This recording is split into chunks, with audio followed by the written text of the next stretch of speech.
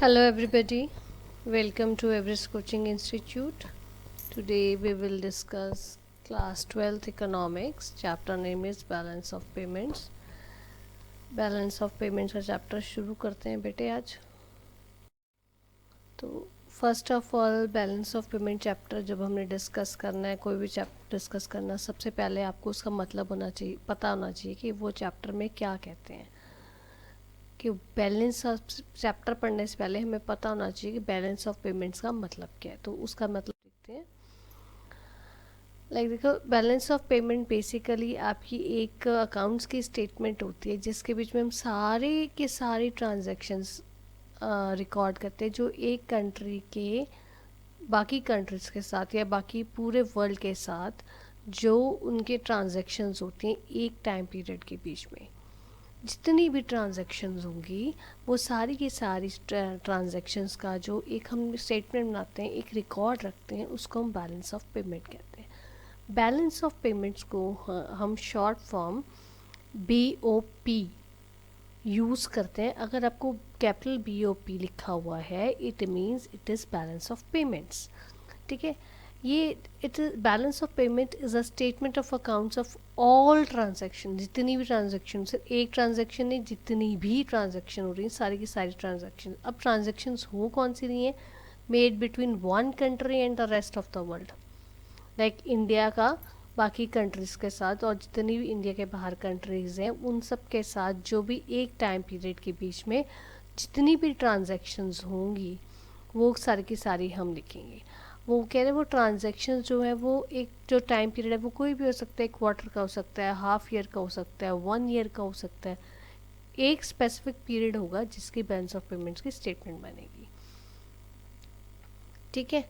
अभी तक हमने ये पढ़ा है. इसमें आगे डिटेलिंग आपको स्टेप बाय स्टेप में करवा रही हूँ. इसमें जैसे वो कहता है कि वो एक balance of payment is a systematic record of all the transactions between countries residents and residents of the foreign countries. आप देखो जो इंडियन सिटीजन्स हैं जो इंडिया की डोमेस्टिक टेरिटरी के अंदर जो रह रहे हैं, अगर वो बाहर के फॉरेनर्स के साथ जो और कंट्रीज़ में लोग रिजाइड कर रहे हैं उनके साथ कोई भी ट्रेड करते हैं, कोई भी ट्रांजैक्शन करते हैं, वो सारी की सारी हमारी रिकॉर्ड का होंगी बैलेंस ऑफ पेमेंट में. और अब बात आती है हमारी ट्रांजेक्शन्स कैसे रिकॉर्ड करेंगे. इट विल बी मॉनेटरी और मॉनेटरी इन नेचर. मॉनेटरी कह लो या इकोनॉमिक कह लो, वो एक ही चीज़ है जिसके बीच में पैसे का लेन देन होगा. वो सारी ट्रांजेक्शन्स हम बैलेंस ऑफ पेमेंट में शो करेंगे. अब देखो, जो तो आपके कॉमर्स के स्टूडेंट्स हैं उन बच्चों को ये चीज़ बड़े आराम से समझ आ जाएगी कि जो हम बैलेंस ऑफ पेमेंट का जो अकाउंट हम बनाते हैं वो it follows, it adopts double entry book keeping system. Commerce के बच्चे ये चीज़ें पढ़ रहे हैं. Double entry book keeping system means कोई भी एंट्री होती है उसकी डेबिट और क्रेडिट होते हैं. टू साइड्स होती हैं. हर एक डेबिट का एक क्रेडिट होता है. तो इन द सेम वे क्योंकि एक लेने वाला है और एक देने वाला है, इन द सेम वे ये जो आपका बैलेंस ऑफ पेमेंट का है ये आपकी अकाउंट्स की स्टेटमेंट है और इसमें आपका double entry book keeping system follow होता है जिसमें क्रेडिट और डेबिट साइड दो साइड्स होती हैं. ठीक है. सो ये बेसिकली आपका मतलब था बैलेंस ऑफ पेमेंट होता क्या. नाउ कम्स, हमने इसमें वर्ड यूज़ किया है इकोनॉमिक या मॉनेटरी ट्रांजैक्शंस. इसमें ये वर्ड यूज़ किया गया था. तो इसमें आपको मॉनेटरी ट्रांजैक्शंस की आगे बाइफर्केशन है जो मैं आपको समझाने लगी हूँ. तो मॉनेटरी ट्रांजैक्शंस 4 तरह की होती हैं. First is your merchandise trade. Merchandise trade अब क्या होता है? मर्चेंडाइज ट्रेड को हम एक और नाम भी है, that is known as a visible trade. Means आपको मर्चेंडाइज ट्रेड या आपको विजिबल ट्रेड का नाम दिया जाएगा. आपने कंफ्यूज नहीं होना, वो एक ही चीज़ है. Sometimes objective type questions MCQs में ऐसे आ जाते हैं कि मर्केंटाइज ट्रेड का अनदर नेम बताओ. राइट. तो उसका अलग नाम क्या है, दूसरा नाम क्या है? Visible trade. अब जो ये बेसिकली ये होता क्या है, मर्केंटाइज ट्रेड में क्या आता है? उसमें बेसिकली हमारा आता है export and import of goods. जो आपके गुड्स की एक्सपोर्ट और इम्पोर्ट हो रही है, कंट्री के बाहर से आप मंगवा रहे हो, डैट इज़ योर इम्पोर्ट्स। आप गुड्स कुछ मंगवा रहे हो, दीज आर इम्पोर्ट्स। एंड जो आप कंट्री से बाहर भेज रहे हो, दैट आर योर एक्सपोर्ट्स। तो ये जो हमारे exports and imports of goods है, वो हमारी मर्चेंडाइज ट्रेड या हम कहते हैं विजिबल ट्रेड में आ जाता है। ठीक है, इसमें जो ये आपके विजिबल ट्रेड, क्यों इसका नाम दिया गया है विजिबल ट्रेड, इसलिए इसका नाम दिया गया क्योंकि the goods crossing the borders, domestic territory से बाहर जा रहे हैं या डोमेस्टिक टेरिटरी में बाहर से आ रहे हैं, वो बॉर्डर्स जब क्रॉस करते हैं तो हमें दिखता है, गुड्स वी कैन सी। ठीक है ना, इसलिए इसका नाम विजिबल गुड्स लिखा, विजिबल ट्रेड दिया गया, क्योंकि इसमें विजिबल ट्रेड में ये जो इन गुड्स की ट्रेडिंग होती है, या इसको मर्चेंडाइज ट्रेड बोलते हैं। ठीक है, दूसरा बेटा हमारा आता है इनविजिबल ट्रेड। अब इनविजिबल ट्रेड में जो होता है, उन चीज़ों का ट्रेड होता है जिनको आप नहीं देख सकते हो। लाइक गुड्स जब आपके बॉर्डर्स क्रॉस करते हैं, we can see, so we termed it as a visible trade. But there are many things which you cannot see when they cross the borders, so they are termed as invisible trade. अब invisible trade में क्या आएगा? invisible trade में आपकी services आती हैं। अब देखो, जो आपकी सर्विसेज है, यू कैन नॉट सी कि उसने क्या सर्विस किया, but you can have a trade with it. ठीक है, जब ये बॉर्डर से ट्रांसफ़र होती हैं, एक बॉर्डर से दूसरे बॉर्डर पे जाती हैं, एक्सपोर्ट इंपोर्ट सर्विसेज का होता है, तो उसका हम इनविजिबल ट्रेड का नाम देते हैं। ठीक है, next comes your international sale and purchase of financial assets. Financial assets की जो सेल एंड परचेज हो रही है, उसको भी हम मॉनेटरी ट्रांजैक्शन में लेते हैं। इसमें आप बोलोगे फाइनेंशियल एसेट्स में कौन से एसेट्स आते हैं? फाइनेंशियल एसेट्स में आपकी स्टॉक्स आ जाते हैं, बॉन्ड्स आ जाते हैं। ठीक है, next comes your international sale and purchase of real assets. Real assets में आपकी आती है जैसे आपकी प्लांट एंड मशीनरी। अगर आपके रियल एसेट्स एक जगह से दूसरी जगह में से इंटरनेशनली सेल या परचेज हो रही है, उन चीज़ों को भी हम मॉनेटरी ट्रांजैक्शंस में लेते हैं, बिकॉज पैसे का लेन देन होता है। ठीक है, सो ये आपकी मॉनेटरी ट्रांजैक्शंस में ये 4 चीज़ें आएंगी। इनको प्लीज़ आप ध्यान रखना, क्योंकि ये चैप्टर अभी शुरुआत है, तो आगे इन चीज़ों का यूज़ होगा। अब देखो, जब हमने बात की है बैलेंस ऑफ पेमेंट में मॉनेटरी ट्रांजैक्शन से, तो फॉरेन एक्सचेंज का फ़्लो तो होगा। फॉरेन एक्सचेंज का फ़्लो मीन्स कुछ पैसा जब हम एक्सपोर्ट कर रहे हैं यहाँ से, इंडिया से गुड्स एंड सर्विसेज जब एक्सपोर्ट की जा रही हैं बाकी कंट्रीज़ में, तो उनके रिटर्न में हमारे को फॉरेन एक्सचेंज हम अर्न करेंगे। इन द सेम वे, जब हम फॉरेन कंट्री से गुड्स इंपोर्ट करवाएंगे, तो हम अपनी जो है करेंसी अपनी थोड़ी उनको देंगे, हमारी आउटफ्लो होगी फॉरेन एक्सचेंज में। सो ये जो हमने फ़्लो है, अब वो डिस्कस करते हैं फ़्लो क्या है। फ़्लो जो फॉरेन एक्सचेंज का फ़्लो है, लाइक एनी फ़्लो जो है आपका 2 तरह का आ जाता है, इनफ्लो एंड आउटफ्लो। ठीक है, there are 2 types of flow, inflow and outflow. So अब जो इनफ्लो क्या होता है? इनफ्लो मीन्स जब हम गुड्स हो गए या हमारी सर्विसेज हो गई, मीन्स विजिबल ट्रेड या इनविजिबल ट्रेड, उनको हम एक्सपोर्ट करते हैं, हम अपनी कंट्री से बाहर भेजते हैं, तो उनके रिटर्न में हमारे को पैसा मिलेगा। So there will be inflow of foreign exchange. In the same way, जब आपके फॉरेन इन्वेस्टर्स हमारे फाइनेंशियल या हमारे रियल एसेट्स में इन्वेस्ट करेंगे, तब भी उनकी करेंसी हमारी कंट्री में आएगा। So there will be inflow of foreign exchange. ठीक है, तो ये तो बात थी हमारी इनफ्लो की। अब हमारी बात आती है आउटफ्लो की। आउटफ्लो कब होता है? कब हमारी कंट्री से बाहर जाएगा?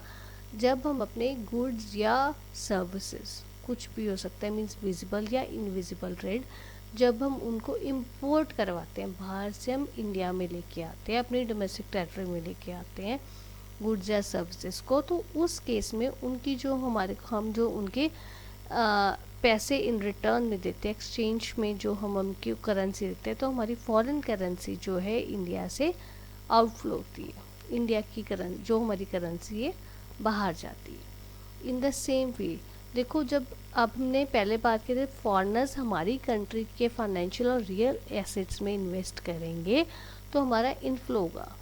तो हमारे जब जो हमारे नेशनल रेजिडेंट्स हैं डोमेस्टिक टेरिटरी में जो रह रहे हैं वो लोग जब अपने दूसरे कंट्री के फाइनेंशियल या रियल एसेट्स में इन्वेस्ट करेंगे तो हमारी आउटफ्लो होगी।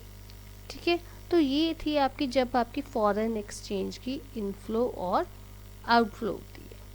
ठीक है, तो चलो अभी तक हमने बैलेंस ऑफ पेमेंट का मतलब हमने डिस्कस किया है कि बैलेंस ऑफ पेमेंट्स होता क्या है। अब देखो बैलेंस ऑफ पेमेंट्स में बैलेंस ऑफ पेमेंट के अकाउंट्स भी बनते हैं, तो उनके बारे में अब देखते हैं। बेसिकली ये अकाउंट्स होते क्या हैं? These are the accounts which record all receipts and payments of foreign exchange.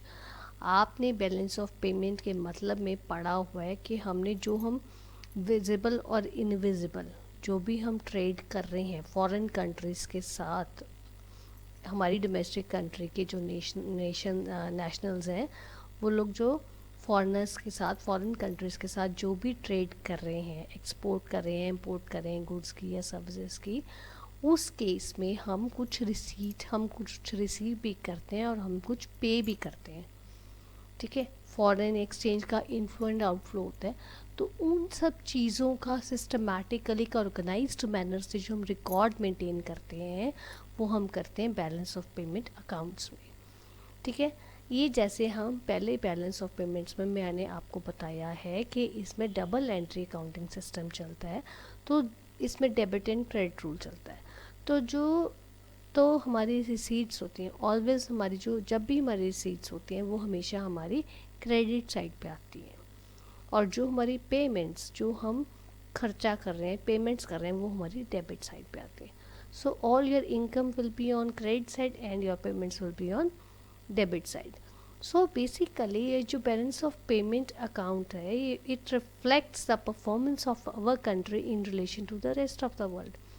ये बेसिकली बताता है कि हमारी कंट्री जो बाकी कंट्रीज़ के रिलेशन में कैसे परफॉर्म कर रही है, कि कितने इम्पोर्ट्स है, कितनी वो डिपेंडेंट हैं दूसरी कंट्रीज़ में, या कितना दूसरी कंट्रीज उनके ऊपर डिपेंडेंट है। वो सारी चीज़ें हमारे को बैलेंस ऑफ पेमेंट अकाउंट से पता चलती हैं। ठीक है, so next comes the components of balance of payment accounts. हमने बैलेंस ऑफ पेमेंट अकाउंट्स का मीनिंग जो बेसिक तो हमने पढ़ लिया, बट उसके कंपोनेंट्स कौन कौन से हैं अब वो देखते हैं।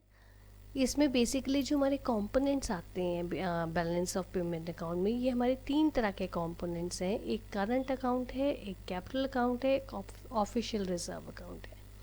ठीक है, हम स्टेप बाय स्टेप इन तीनों अकाउंट्स को डिटेल में हम इस चैप्टर की सीरीज़ में डिस्कस करेंगे। ठीक है, सो सबसे पहले हमारा आता है करंट अकाउंट। तो करंट अकाउंट हमारा बैलेंस ऑफ पेमेंट के रिलेशन में हमने कैसे डिस्कस करना है वो देखते हैं। करंट अकाउंट में क्या करते हैं basically? Current account basically it records the value of exports and imports of both goods and services and international transfers of capital. देखो, जो आपका करंट अकाउंट है ये आपने ध्यान रखना है, कई बार आपको डिफरेंस भी आ जाता है, वैसे लेटर ऑन मैं आपको करवाऊंगी भी, बट फिर भी अगर आप अभी केयरफुल इसको समझ लो। जो आपका करंट अकाउंट है, करंट अकाउंट में हमने एक्सपोर्ट्स एंड इम्पोर्ट्स की, क्योंकि हम इकोनॉमिक ट्रांजैक्शंस देते हैं तो उनकी वैल्यू लेंगे मॉनेटरी फॉर्म में, और इसमें हमने both visible and invisible trade, visible and invisible trade means goods का ट्रेड जो हम विजिबल है और सर्विसेज का ट्रेड जो इनविजिबल है, दोनों का हम लेंगे करंट अकाउंट में। और साथ में जो आपकी इंटरनेशनली आपकी कैपिटल की ट्रांसफ़र हो रही है वो भी हम लेंगे। ठीक है, इसमें जो एक आपने चीज़ ध्यान रखनी है, करंट अकाउंट में हम वो ट्रांजैक्शंस को रिकॉर्ड करते हैं जो जिनका बिल्कुल भी एसेट लायबिलिटी स्टेटस के ऊपर कोई इम्पैक्ट कंट्री पे नहीं पड़ता है। एक कंट्री का जो एसेट लायबिलिटी स्टेटस है वो कुछ चेंज नहीं होता with relation to the rest of the world. इसका मतलब क्या है कि जो आपकी एसेट्स या लाइबिलिटीज़ हैं एक कंट्री की, ना तो वो बढ़ती हैं ना वो कम होती हैं, neither these are raised nor these are reduced, उनमें कुछ चेंज नहीं आता जो आपकी, क्योंकि हम इसमें सिर्फ जो आपकी विजिबल एंड इनविजिबल ट्रेड है हम वो लेते हैं, और capital international transfer of capital हम लेते हैं। हम इसमें एसेट्स की जो आपकी इम्पैक्ट नहीं होगा करंट अकाउंट में, ठीक है। जब आपका एसेट लाइबिलिटी के ऊपर कोई इम्पैक्ट नहीं पड़ेगा, मीन्स ना तो आपका एसेट कम ज़्यादा हो रहा है ना आपकी लाइबिलिटी कम ज़्यादा हो रही है, तो ऑब्वियसली जो फ्यूचर जनरेशंस हमारी आने वाली हैं उनके लिए कोई आपका फ्यूचर क्लेम इसमें अराइज नहीं होगा, उनको कोई दिक्कत नहीं होगी। क्योंकि एक कंट्री में ये तो नहीं है कि अगर आज आप कोई आपका क्लेम है, मीन्स आपने लोन लिया है या कुछ लिया है, तो वो अभी रीपे हो जाएगा। It takes many years for repayment depending upon the financial situation of the country, ठीक है। तो उसके अकॉर्डिंगली टाइम लगता है। तो जो अब जो गवर्नमेंट है, जैसे लाइक इन इंडिया 5 साल के बाद में गवर्नमेंट चेंज होती है, तो नेक्स्ट गवर्नमेंट के लिए कोई फ्यूचर के लिए क्लेम नहीं रहता है करंट अकाउंट में। करंट अकाउंट साथ के साथ बैलेंस होता है, तो इसमें कोई हमारी फ्यूचर क्लेम्स अराइज नहीं होते हैं, ठीक है। सो इस चीज़ को आपने ध्यान रखना है, क्योंकि एसेट लाइबिलिटी हमारे कम ज़्यादा नहीं हो रहे तो ऑब्वियसली हमारे फ्यूचर क्लेम्स नहीं होंगे, और इसमें आपने सारी एक्सपोर्ट्स और इम्पोर्ट्स जो हैं वो सारी गुड्स एंड सर्विसेज की लेनी है, और आपने इंटरनेशनल ट्रांसफ़र ऑफ कैपिटल भी लेना है, ठीक है। करंट अकाउंट अभी तक पढ़ा कि करंट अकाउंट क्या होता है। बेसिकली करंट अकाउंट हमारा वो अकाउंट होता है जिसके बीच में हम सारी ट्रांजैक्शंस की रिकॉर्डिंग करते हैं, अकाउंट्स हम मेंटेन करते हैं, जिनका कोई भी कंट्री के एसेट लायबिलिटी के स्टेटस के ऊपर कोई इम्पैक्ट नहीं होता, ठीक है। तो अब ये है कि हमने ये देखना है कि जो ऐसी कौन सी ट्रांजैक्शंस हैं जिनके साथ एसेट लायबिलिटी के ऊपर कोई इम्पैक्ट नहीं होता है कंट्री का, तो इसलिए अब हम कंपोनेंट्स उसके देखते हैं। कंपोनेंट्स अब जब आप करोगे तो you will come to know कि कैसे उस पर इम्पैक्ट नहीं होगा। तो ये देखो, ये कंपोनेंट्स ऑफ करंट अकाउंट एक टेबल के थ्रू आपको शो किया गया, जिसमें बेसिकली 2 टाइप्स में डिवाइड किया गया कंपोनेंट्स को, visible trade and invisible trade. Visible trade हमारा वो होता है जिसको हम देख सकते हैं, टच कर सकते हैं, और जो इनविजिबल ट्रेड उन चीज़ों को होता है जिनको हम देख नहीं सकते हैं, जिनको हम टच नहीं कर सकते हैं। विजिबल ट्रेड की आगे बाइफर्केशन की हुई है कि export of goods and import of goods. देखो, चीज़ें जब आपकी एक्सपोर्ट या इंपोर्ट होंगी तो उनको आप टच कर सकते हो, उनको आप हाथ लगा सकते हो, देख सकते हो, फिजिकल अपीयरेंस है, इसलिए इनको विजिबल ट्रेड बोलते हैं या इनको मर्चेंडाइज ट्रेड भी बोलते हैं। और दूसरा कंपोनेंट हमारा आता है इनविजिबल ट्रेड। इनविजिबल ट्रेड वो हमारा होता है जो हम देख नहीं पाते हैं, विच वी कैन नॉट सी, ठीक है। इसमें जैसे आ जाएगा आपकी import and export of services. अब सर्विसेज को you can not see the services, आप सर्विस आपको कोई प्रोवाइड करता है, आपको उस पता चल जाता है कि हाँ हमारे को इसकी सर्विस हमारे को दी गई है, but you can not see, right. Non factor services या करंट ट्रांसफर्स, तो ये सारी चीज़ें हमारी इनविजिबल ट्रेड में आती हैं, ये हम सारी डिटेल में अभी डिस्कस करेंगे। सो फर्स्ट चीज़ आती है विजिबल ट्रेड। पहले मैंने आपको बताई ना बाइफर्केशन विजिबल ट्रेड और इनविजिबल ट्रेड। तो विजिबल ट्रेड क्या होता है? Visible trade is basically exchange of physically tangible goods between countries. Tangible goods का जो होता है, फिजिकल टेंजिबल गुड्स का जो ट्रेड हो रहा है एक दूसरों कंट्रीज़ के बीच में, एक कंट्री से दूसरी कंट्री में जा रहा है आ रहा है, उसको हम विजिबल ट्रेड कहते हैं। विजिबल ट्रेड के बीच में it involves trading of goods which can be touched and weight. आप ऑब्वियसली गुड्स हैं, गुड्स आपको नज़र आती हैं कि आप उनको हाथ लगा सकते हो, आप उनको वेट कर सकते हो। सो विजिबल ट्रेड में वही चीज़ें आती हैं, वही गुड्स आते हैं जिनको आप इजीली टच कर सकते हो या वेट कर सकते हो। नाउ फॉर एग्जांपल, आपके क्लोथ्स की इंपोर्ट एक्सपोर्ट होती है, या राइस शुगर इनकी इंपोर्ट एक्सपोर्ट होती है, तो इन चीज़ों को क्या है, आप हाथ लगा सकते हो, आप वेट कर सकते हो, आप इनकी फ़िज़िकल अपीयरेंस है, ये स्पेस ऑक्यूपाई करते हैं, ठीक है। तो आप इन चीज़ों का जो ट्रेड होगा that is your visible goods का ट्रेड आएगा। तो विजिबल ट्रेड को हम एक और नाम भी देते हैं, इंटरनेशनल मर्केंडाइज ट्रेड ट्रांजैक्शंस, या विजिबल ट्रेड को आप मर्केंडाइज ट्रेड दो बोलोगे, इनकी जो ट्रांजैक्शंस होंगी उनको आप इंटरनेशनल मर्केंडाइज ट्रांजैक्शंस बोलोगे। ये आपको बच्चे एमसीक्यू में क्वेश्चंस आ सकते हैं, in the name of visible trade or the transactions of visible trade, so you should know। इस आप जो आपके MCQs या ऑब्जेक्टिव टाइप क्वेश्चंस आने हैं उनमें यही इसी ये कॉन्सेप्ट्स हैं, आपको कॉन्सेप्ट्स क्लियर होंगे तो आप इजीली अटेम्प्ट कर पाओगे। अब देखो, अब आगे बात आते है कि विजिबल ट्रेड की जो मैंने आपको बाइफिकेशन करके दिखाई थी, तो उसमें क्या क्या आता है। इन विजिबल ट्रेड में आता है export, import and re-export of goods at different stages of production। Export, अगर हम हमारी कंट्री से बाहर दूसरी कंट्री में गुड्स जा रहे हैं तो एक्सपोर्ट हो रहा है, दूसरी कंट्री से हमारी कंट्री में गुड्स आ रहे हैं तो इम्पोर्ट हो रहा है। ये बात हुई फिनिश गुड्स की, ठीक है। अब वो कह रहा है री export of goods at different stages of production. कई बार क्या होता है, कई बार हमारी कंट्री से या हम दूसरी कंट्री से रॉ मटेरियल एक्सपोर्ट इम्पोर्ट करवाते हैं या हम फिनिश गुड्स एक्सपोर्ट इम्पोर्ट करवाते हैं, बट समटाइम्स व्हाट हैपन्स, हम उसके डिफरेंट स्टेज ऑफ प्रोडक्शन होते हैं। हम एक स्टेज कंप्लीट एक कंट्री में होती है और दूसरी स्टेज दूसरी कंट्री में होती है, तो ये जो इंटरमीडिएट गुड्स आ जाते हैं उनकी जो भी हमारी री एक्सपोर्ट जो होती है वो भी हमारी विजिबल ट्रेड में आती है। इसके आगे एग्जांपल्स दी गई हैं आपको। Examples include trade in goods such as oil, machinery, food, clothes etcetera. मतलब जिन चीज़ों की फ़िज़िकल अपीयरेंस है, जिनको आप हाथ लगा सकते हो, देख सकते हो, जिनको आप वेट कर सकते हो, जो स्पेस ऑक्यूपाई करते हैं, वो सारी चीज़ें हमारी विजिबल ट्रेड में आती हैं, ठीक है। Now next comes invisible trade. Invisible trade involves import and export of services rather than goods. जो इनविजिबल ट्रेड में आपकी एक्सपोर्ट और इम्पोर्ट उन चीज़ों को होगी जो गुड्स के अलावा है। गुड्स को तो आप देख सकते हो ना, जो सर्विसेज हैं उनको आप देख नहीं सकते हो। Like a teacher is teaching to you, आप उनकी सर्विसेज को देख थोड़ा ना सकते हो, पर आपको सर्विस आपकी टीचर आपको प्रोवाइड कर रहे हैं ना।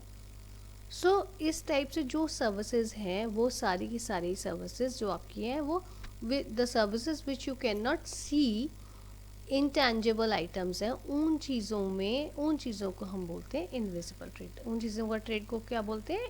Invisible trade. सो इसमें exchange of physically intangible items between the countries होता है। इनविजिबल ट्रेड में क्या होता है? फिजिकल इनटैंजिबल आइटम्स का एक्सचेंज होता है।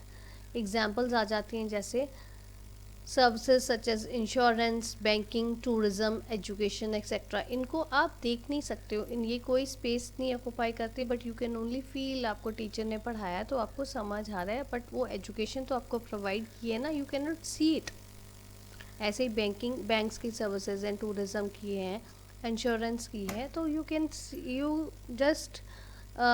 Not see these are the intangible items, ठीक है। सो अगर आपको पेपर में मान लो विजिबल और इनविजिबल ट्रेड का डिफरेंस आ जाता है, तो I think you can easily make 3 points of it. आप इजीली बना सकते हो और आप उसको कर सकते हो, ठीक है। ये क्वेश्चन जैसे आ सकता है। नेक्स्ट आगे है, अब हमारी इनविजिबल ट्रेड में हमारी सर्विसेज जो है, हमने सर्विसेज की, देखो विजिबल ट्रेड में तो मैंने आपको गुड्स का सारा कुछ बता दिया, जो आनी है, import of goods, export of goods और re-export of goods at different stages of production। ऐसे ही आपकी सर्विसेज जो हैं, सर्विसेज आगे बाइफरकेट किए हैं, फैक्टर सर्विसेज और नॉन फैक्टर सर्विसेज। आप देखते हैं फैक्टर सर्विसेज क्या होते हैं पहले। Factor services are the services that are generated using factors of production. अब फैक्टर्स ऑफ प्रोडक्शन कौन से? हमारे 4 फैक्टर्स ऑफ प्रोडक्शन है, land, labour, capital and entrepreneurship. तो इन चारों फैक्टर्स ऑफ प्रोडक्शन के रिलेटेड जो सर्विस जनरेट होगी वो हमारी फैक्टर सर्विसेज में आएंगी, ठीक है। बैलेंस ऑफ पेमेंट अकाउंट्स में financial transactions relating two factor income. Factor income factor services की होती है, जो वो आपकी चारों फैक्टर्स ऑफ प्रोडक्शन से आ रही हैं। उनको आप कैसे क्लासीफाई करोगे? उनको आप 2 चीज़ों में क्लासीफाई करते हो, एक आपकी इन्वेस्टमेंट इनकम होती है और एक आपकी कंपनसेशन ऑफ एम्प्लॉयज़ होती है। अब आप बोलोगे फैक्टर इनकम 2 चीज़ों में कैसे आगे बाइफरकेट कर दी है मैम आपने, investment income and compensation income. अब ये देखो, जो आपकी लैंड है, कैपिटल है या एंटरप्रेन्योरशिप है, उसमें आपको मनी इन्वेस्ट करनी पड़ती है, that is your investment income. और जो आपकी लेबर है that is your compensation of employees. इसलिए ये दो तीन चीज़ों में ये दोनों चीज़ें आपकी फैक्टर इनकम में आ जाती हैं। सो फैक्टर इनकम बेसिकली क्या होगी, एक अब इन्वेस्टमेंट इनकम में क्या क्या आएगा, अब लैंड को आप क्या देते हो, लैंड को आप क्या देते हो, लैंड को आप रेंट देते हो, कैपिटल को क्या देते हो, इंटरेस्ट देते हो, एंटरप्रेन्योर को क्या देते हो, प्रॉफिट देते हो। सो फैक्टर इनकम क्या हुई, बेसिकली इट इज़ इन सारी चीज़ों का प्लस एडिशन होती है ना, compensation of employees plus rent plus interest plus profit. So rent plus interest plus profit को हमने इन्वेस्टमेंट इनकम लिखा है, कंपनसेशन ऑफ एम्प्लॉयज़ है। So factor income is equal to compensation of employees plus investment income. ठीक है बेटा, तो ये था आपका फैक्टर सर्विसेज का। अब बारी आती है नॉन फैक्टर सर्विसेज की। नॉन फैक्टर सर्विसेज में बेसिकली आपकी क्या चीज़ें आती हैं, आपकी इनविजिबल सर्विसेज आती है जिनको आप देख नहीं सकते हो, like remittances and are not related to any of the factor of production like the software. Affect non factor services में सारी इनविजिबल सर्विसेज आती हैं, जैसे रेमिटेंसेज। अब आप बोलोगे रेमिटेंस क्या होती है, बेसिकली रेमिटेंस आपकी, अब देखो आप किसी को पेमेंट कर रहे हो, मैं किसी को पे कर रही हूँ अमाउंट, बट वो जो अमाउंट है, जो मैं अमाउंट उनको पे कर रही हूँ, वो अमाउंट मेरा उसकी इन रिटर्न में मैं कोई सर्विस उनसे नहीं ले रही, उनसे कोई गुड्स नहीं ले रही, कुछ भी नहीं ले रही, मैं ऐसे ही उनको पेमेंट कर रही हूँ। सो वो सारी सर्विसेज के वो उसको बोलते हैं हम रेमिटेंसेस। रेमिटेंसेस इसमें आ जाएंगी एंड और उसमें कोई भी ऐसी आपकी इनविजिबल सर्विस जो फैक्टर ऑफ प्रोडक्शन के साथ रिलेटेड नहीं है, जैसे सॉफ्टवेयर हो गया। ठीक है, और non factor services includes any foreign exchange earnings और expenses on account of tourism, shipping, freight. जो नॉन फैक्टर सर्विसेज में आपकी आ जाएगी फॉरेन एक्सचेंज, जिसमें आप अर्न करते हो या आप फॉरेन एक्सचेंज पे करते हो, लाइक आपकी रिसीट्स है या आपके एक्सपेंस है, किसके रिलेटिंग, टूरिज्म के रिलेटेड है या शिपिंग के रिलेटेड है या आपकी फ्रेट के रिलेटेड है, ये सारी आपकी नॉन फैक्टर सर्विसेज में आएंगी। ठीक है बच्चे, नेक्स्ट हमारा थर्ड इसमें बाइफिकेशन में हमने किया था, एक विजिबल ट्रेड, जो non visible trade, invisible trade में हमने किया था। थर्ड चीज़ थी हमारी करंट ट्रांसफर्स। अब आप बोले करंट ट्रांसफर्स क्या होती है, करंट ट्रांसफर्स बेसिकली यूनिलेटरल होती है। पहले चीज़ आपने याद रखनी, यूनिलेटरल है। यूनिलेटरल मतलब ये बायलेटरल नहीं है, मतलब इसकी वन वे पेमेंट है, इन रिटर्न में हमें कुछ नहीं मिलता। So current transfers are unilateral transactions which are made by way of gift, grants and remittances। मैंने आपको रेमिटेंस अभी आपको समझाया, रेमिटेंस में हमारे को रिटर्न में कुछ नहीं मिलता, हम देते हैं पेमेंट। सो यूनिलेटरल ट्रांजेक्शन्स है, मीन्स वन वे ट्रांजेक्शन है। आप किसी को गिफ्ट दे रहे हो, अगर अब आप किसी को गिफ्ट देते हो, आप अपने फ्रेंड को किसी को बर्थडे पे गिफ्ट दे रहे हो, तो वो आपको रिटर्न में कुछ देगा, ये ज़रूरी थोड़ा ना, ठीक है ना। सो अगर आप कोई गिफ्ट दे रहे हो या ग्रांट्स दे रहे हो या रेमिटेंसेस दे रहे हो, वो सारी यूनिलेटरल ट्रांजेक्शन्स है, वन वे होती है। ठीक है, देन कम्स करंट ट्रांसफर्स। वो करंट अकाउंट ट्रांजैक्शंस होती हैं जिनके बीच में आपको एक नेशन का एक सिटीज़न नॉन रेजिडेंट को कुछ चीज़ देता है, कुछ मतलब कोई चीज़ जिसकी वैल्यू है, इकोनॉमिक वैल्यू है, मॉनेटरी वैल्यू है, वैसी चीज़ें कोई देता है और उसके रिटर्न में कुछ नहीं देता। एक तरह से ये रेमिटेंसेस जैसा ही है, पर इसमें क्या है कि एक नेशन का नॉन नेशन को, एक नेशन का जो रेजिडेंट है वो नॉन रेजिडेंट को दे रहा है। अब जैसे इंडिया का कोई रेजिडेंट है और वो नॉन रेजिडेंट को दे रहा है और उसके रिटर्न में कुछ भी उसको नहीं मिल रहा है, वो कोई भी चीज़ दे रहा है जिसकी मॉनेटरी वैल्यू है, तो वो आपकी करंट ट्रांसफर्स में आती है। ठीक है, सो अभी तक हमने बेटा करंट अकाउंट को हमने पूरा पढ़ लिया, उसके कंपोनेंट्स पूरे डिस्कस कर लिए, पर अब हमने देखना करंट अकाउंट को कैसे मेंटेन करते हैं, उसका बैलेंस कैसे करते हैं और उसके बैलेंस में क्या क्या चीज़ें होती हैं, वो सारे कंपोनेंट्स इसके करंट अकाउंट के बैलेंस के वो हम पढ़ेंगे। ठीक है, तो इसमें जो चीज़ें parameters related to balance in current account या जो जो चीज़ें करंट अकाउंट में आती हैं करंट अकाउंट बैलेंस का जो जो चीज़ों का एडिशन होता है वो सारी चीज़ें हम डिस्कस करेंगे। पहले ट्रेड बैलेंस है merchandise balance, then goods and services balance, then invisible balance और करंट अकाउंट बैलेंस। तो जो आपका करंट अकाउंट बैलेंस है वो लास्ट में निकलता है, वो इसका मतलब इन सब चीज़ों का एडिशन होगा। तो अब बारी आती है वन बाय वन हमारे को समझने की कि ट्रेड बैलेंस, हम सबसे पहली आइटम थी हमारी ट्रेड बैलेंस, वो हम ट्रेड बैलेंस कैसे निकालते हैं। ट्रेड बैलेंस को हम मर्केंडाइज बैलेंस भी कहते हैं क्योंकि विजिबल ट्रेड है, ठीक है ना। गुड्स का ट्रेड होता है जिनको हम देख सकते हैं। तो ये इसमें क्या होता है, विजिबल ट्रेड में या मर्केंडाइज ट्रेड में बेसिकली एक्सपोर्ट और इम्पोर्ट ऑफ गुड्स होता है। तो सिंपल है ये, ट्रेड बैलेंस क्या होगा, exports minus imports, X stands for exports and M stands for imports. Exports में से इम्पोर्ट्स को माइनस कर दो, जो आपका बैलेंस आएगा वो आपका मर्केंडाइज बैलेंस या ट्रेड बैलेंस आएगा। अब समटाइम्स क्या होता है, हमारी इंपोर्ट्स ज़्यादा होती हैं और एक्सपोर्ट्स कम होती हैं, उस केस में हमारी ट्रेड डेफिशिएट आ जाएगी। ट्रेड डेफिशिएट कब आती है, जब when your imports are more than your exports और M is capital M is greater than capital X. और ऐसे ही हमारा ट्रेड सरप्लस भी आ जाता है। ट्रेड सरप्लस कब आता है, जब हमारे एक्सपोर्ट्स ज़्यादा होते हैं और इम्पोर्ट्स कम होते हैं।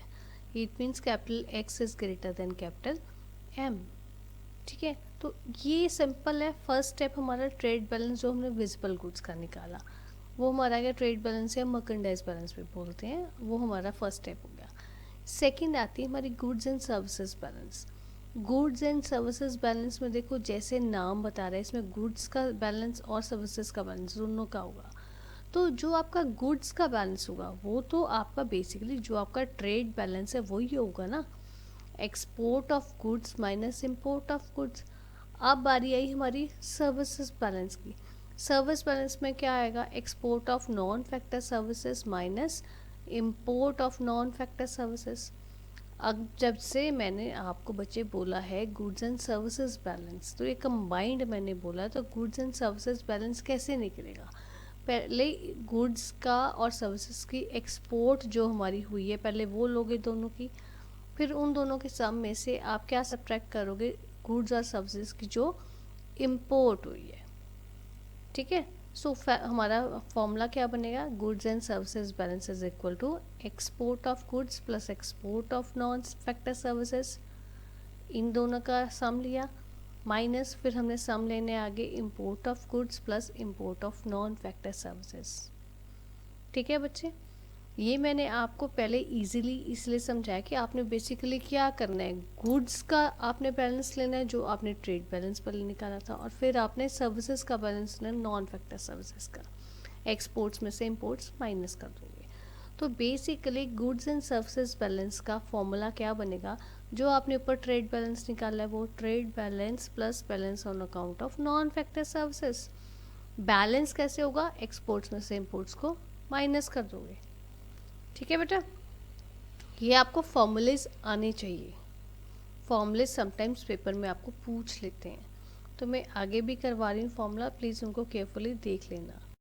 आगे बारी आती है हमारी इनविजिबल बैलेंस। इनविजिबल बैलेंस जिनको हम नहीं देख सकते हैं चीज़ों को, उन चीज़ों का से balance on non factor services अभी हमने निकाला है जो, वो प्लस बैलेंस इनकम या बैलेंस ऑन फैक्टर सर्विसेज, जो हमने फैक्टर सर्विसेज जो आपने ली थी फैक्टर्स ऑफ प्रोडक्शन की वो लोगे, प्लस आपकी जो बैलेंस ऑन करंट ट्रांसफर्स है जो आपने मैंने आपको डिस्कस किया था, गिफ्ट रेमिटेंसेस कुछ दे रहे हो या एक ही नेशन का रेजिडेंट नॉन रेजिडेंट को कुछ दे रहा है विदाउट एनीथिंग इन रिटर्न, तो वो जो आपके बैलेंस हुए करंट ट्रांसफर्स के या आपके और आपके फैक्टर सर्विसेज के, उन दोनों को ऐड करोगे और जो हमने ऊपर नॉन फैक्टर सर्विसेज का निकाला था वो ऐड करोगे। सो बेसिकली आपका करंट अकाउंट बैलेंस क्या आता है, current account balance is equal to trade balance plus invisible balance, ठीक है।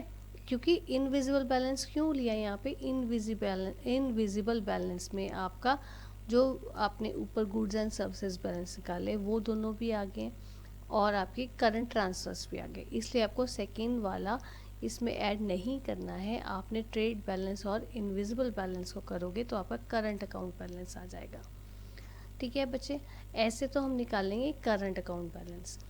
पर मैं आपको एक चीज़ बताना चाहूँगी, सम टाइम्स आपसे अगर ऐसे आपको ध्यान भी रहे, आप इसको याद भी रखना कि कौन कौन सी चीज़ें जो बैलेंस ऑफ ट्रेड में हम नहीं लेते हैं। ठीक है, हम बैलेंस ऑफ ट्रेड में देखो सर्विसेज नहीं लेते हैं। पहली चीज़, export and import of services हम नहीं लेंगे, कोई भी सर्विस नहीं लेंगे। Interest and dividend payment between the countries, किसी चीज़ पे भी इंटरेस्ट दिया या डिविडेंड दिया एक कंट्री ने दूसरी कंट्री को, वो भी नहीं लेंगे।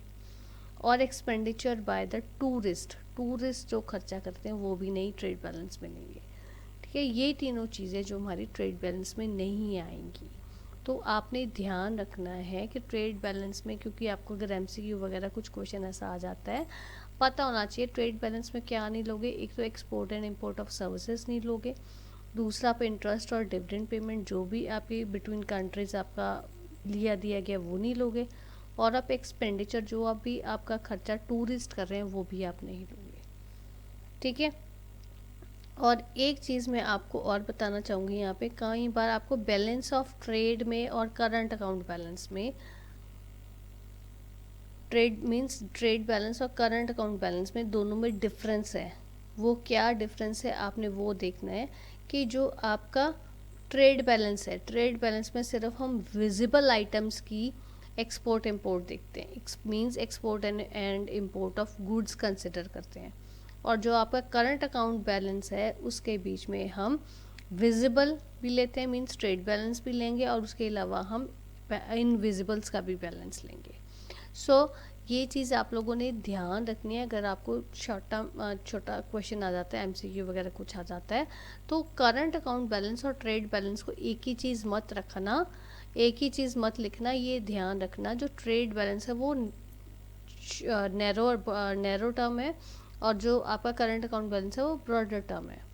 ठीक है, क्योंकि करंट अकाउंट बैलेंस के बीच में आपका ट्रेड बैलेंस भी आता है और इनविजिबल बैलेंस भी आता है, और जो ट्रेड बैलेंस है उसके बीच में सिर्फ आपका विजिबल बैलेंस आता है।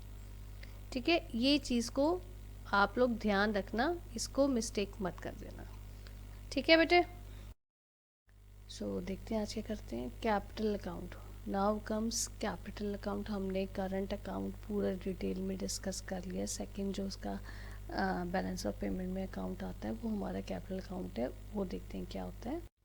सो कैपिटल अकाउंट बेसिकली क्या होता है? कैपिटल अकाउंट होता है जो आपकी रिसीट्स और पेमेंट्स जितनी भी आपकी ट्रांजैक्शंस की वो सारी रिकॉर्ड करेगा। पर देखो, जब हमने करंट अकाउंट पढ़ा था उसमें हमने एक चीज़ पढ़ी थी कि आपकी ऐसी ट्रांजैक्शंस की रिकॉर्डिंग होगी, उनकी पेमेंट्स और रिसीट्स की ऐसी ट्रांजैक्शंस की रिकॉर्डिंग होगी जिनका कोई इम्पैक्ट एसेट लायबिलिटी का स्टेटस जो है वो चेंज नहीं करेगा।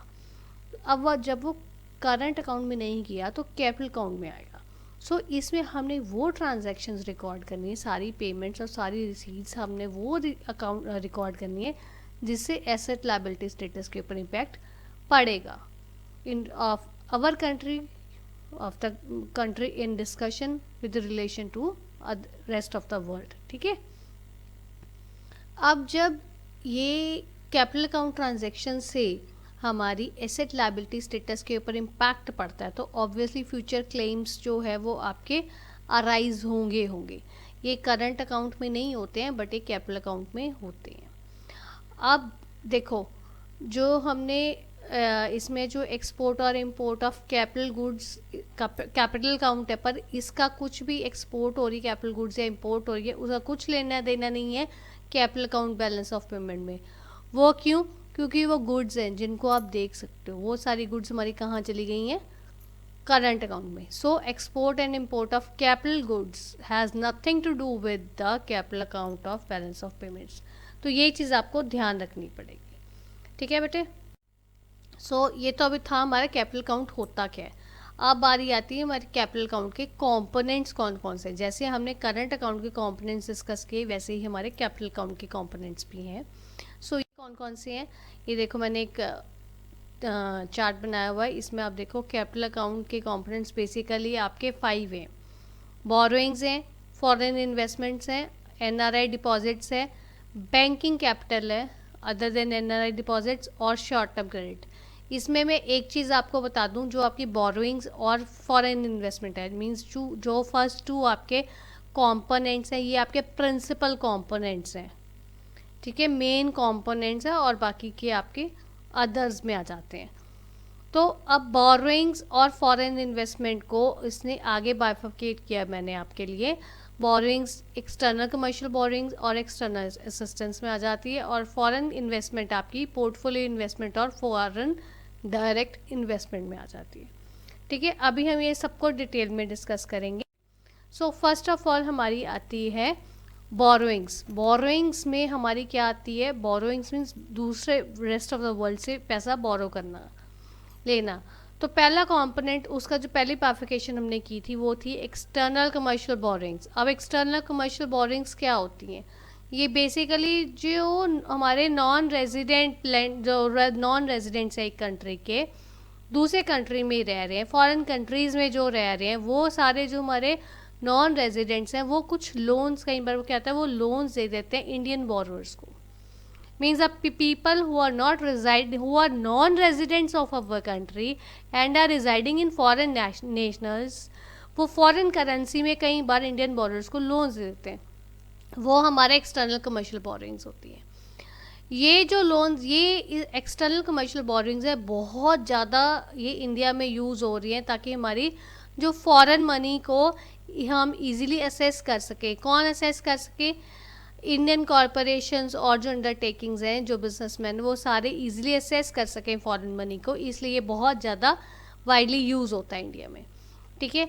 अब ये जो आपका हम लोन जो ले रहे हैं नॉन रेजिडेंट से फॉरेन करेंसी में, वो जो है हमारा एक कैपिटल अकाउंट का पार्ट आता है। क्यों आता है? क्यों? It is a borrowed fund for business purpose, personal use के लिए नहीं है, बिजनेस पर्पस के लिए, इसलिए वो एक लोन जो आपका कैपिटल अकाउंट में आता है, ठीक है।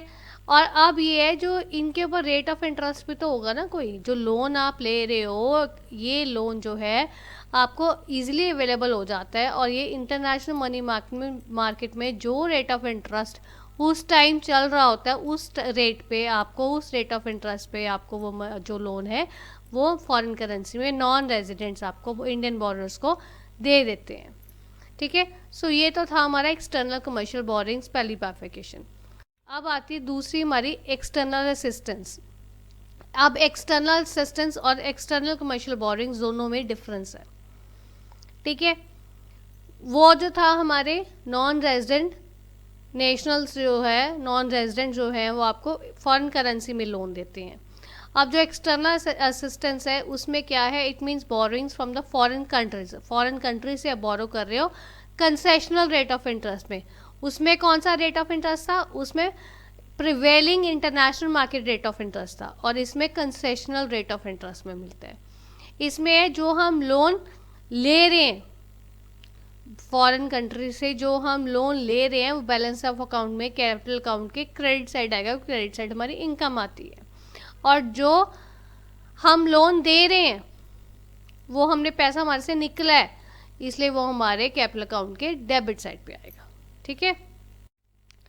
नेक्स्ट आता है हमारा फॉरेन इन्वेस्टमेंट, सेकंड जो आ रहा है मेन प्रिंसिपल आपका कंपोनेंट फॉरेन इन्वेस्टमेंट। उसमें आपकी बाइफर्केशन पहली आती है पोर्टफोलियो इन्वेस्टमेंट।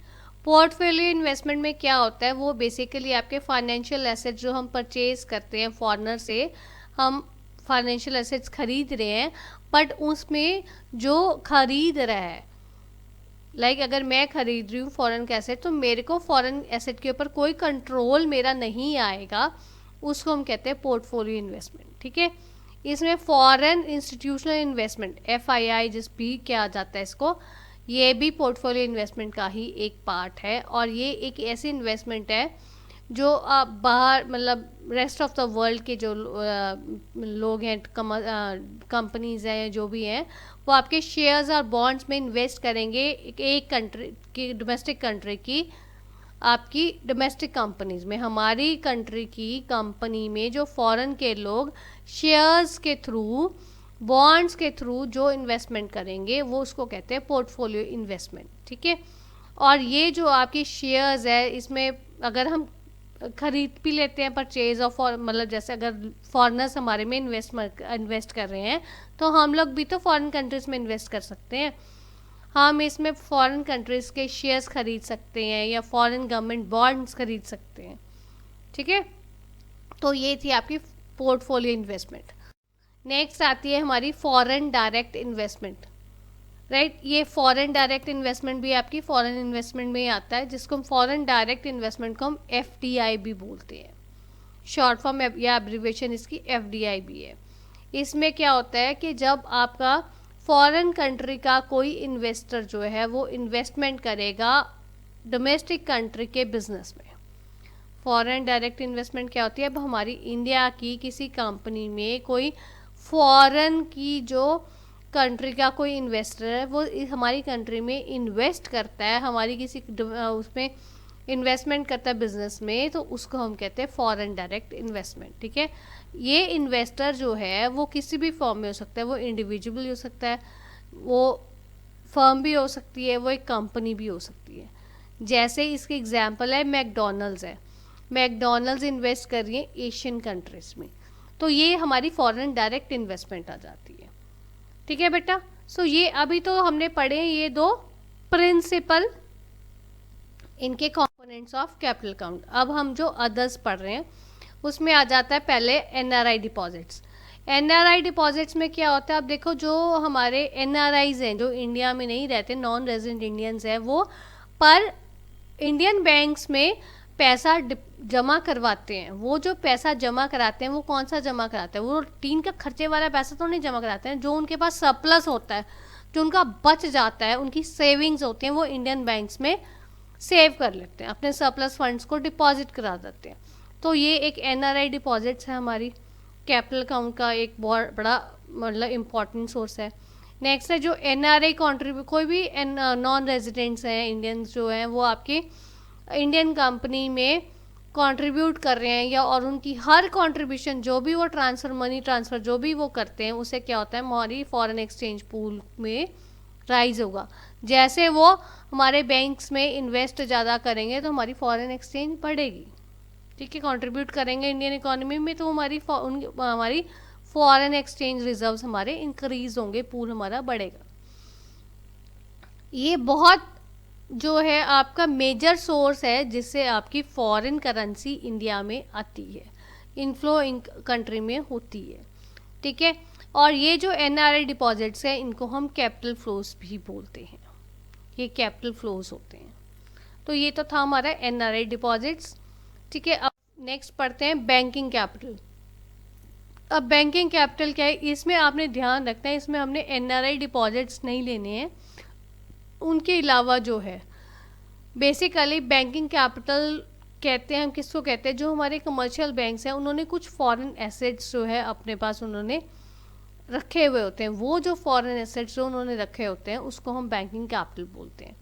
अब देखो जब हमारे कमर्शियल बैंक्स को पैसे की ज़रूरत है, फॉरेन एक्सचेंज की ज़रूरत है, तो जो उन्होंने फॉरेन एसेट्स अपने पास रखे हुए हैं जब वो उनको लिक्विडेट करेंगे, उनको बेचेंगे फॉरेनर्स को, तो क्या होगा, फॉरेन करेंसी हमारे कंट्री में आएगी, फॉरेन एक्सचेंज हमारे कंट्री में इनफ्लो होगा।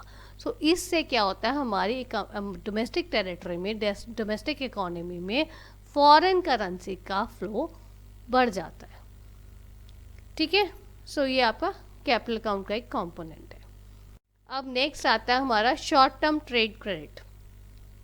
शॉर्ट टर्म ट्रेड क्रेडिट में क्या होता है, वो तब कब हमारा होता है, वो ये शॉर्ट टर्म ट्रेड क्रेडिट हमारा तब होता है जब हमने जो इंटरनेशनल मार्केट में हमने कोई चीज़ खरीदी, कोई हमने कुछ भी खरीदा, हमने इन्वेस्टमेंट हमने कोई उनके जैसे बॉन्ड्स या शेयर्स हमने खरीदे, बट हमने इमीडिएट पेमेंट नहीं की।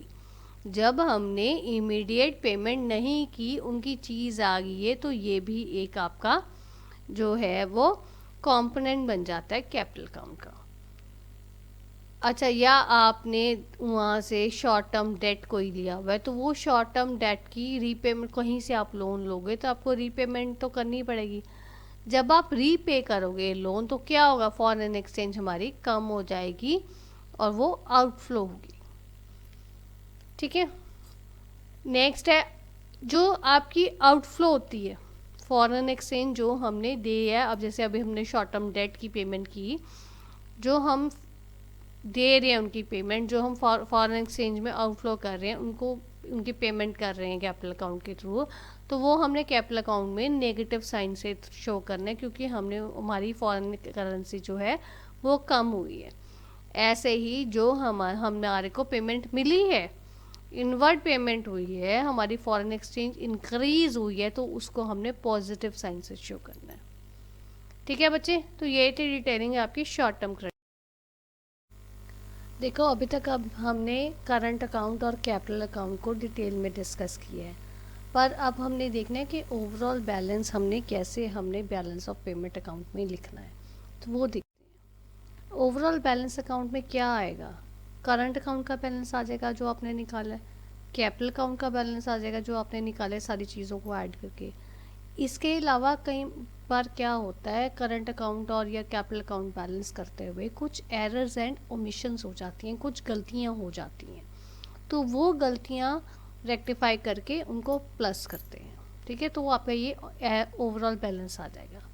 अभी आपके लिए चीज़ जो है एरर्स एंड ओमिशंस, उसको मैं बताने लगी हूँ। एरर्स एंड ओमिशंस क्या होता है, एरर्स और ओमिशंस के अंडर जो भी आपकी एंट्री आती है वो आपकी डायरेक्ट एंट्री नहीं आती, वो एंट्री इसका रिजल्ट होता है कि जो आपने गलतियां पहले कर ली हैं। It mainly leads and lags in reporting of transactions. जो आपने पहले अकाउंट्स में कोई अपने एंट्री में अमाउंट गलत लिख दिया या कुछ आप भूल गए लिखना, उन सब चीज़ों को रेक्टिफाई करने के लिए हम एरर्स एंड ओमिशंस करते हैं, उसके अंडर हम एंट्रीज डालते हैं। एरर्स एंड ओमिशंस में जो एंट्री होगी वो हमेशा बैलेंसिंग एंट्री आती है।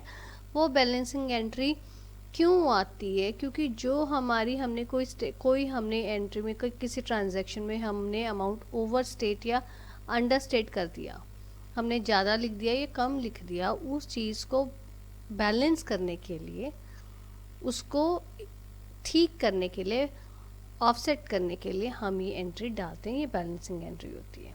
ठीक है, तो अब आता है, मैंने आपको देखो सारा कैपिटल अकाउंट करवा दिया डिटेल में, करंट अकाउंट पहले करवाया आपको।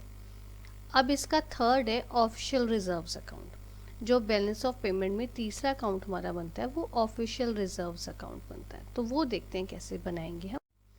ऑफिशियल रिजर्व अकाउंट सबसे पहले तो आपको पता होना चाहिए कि वो होता क्या है।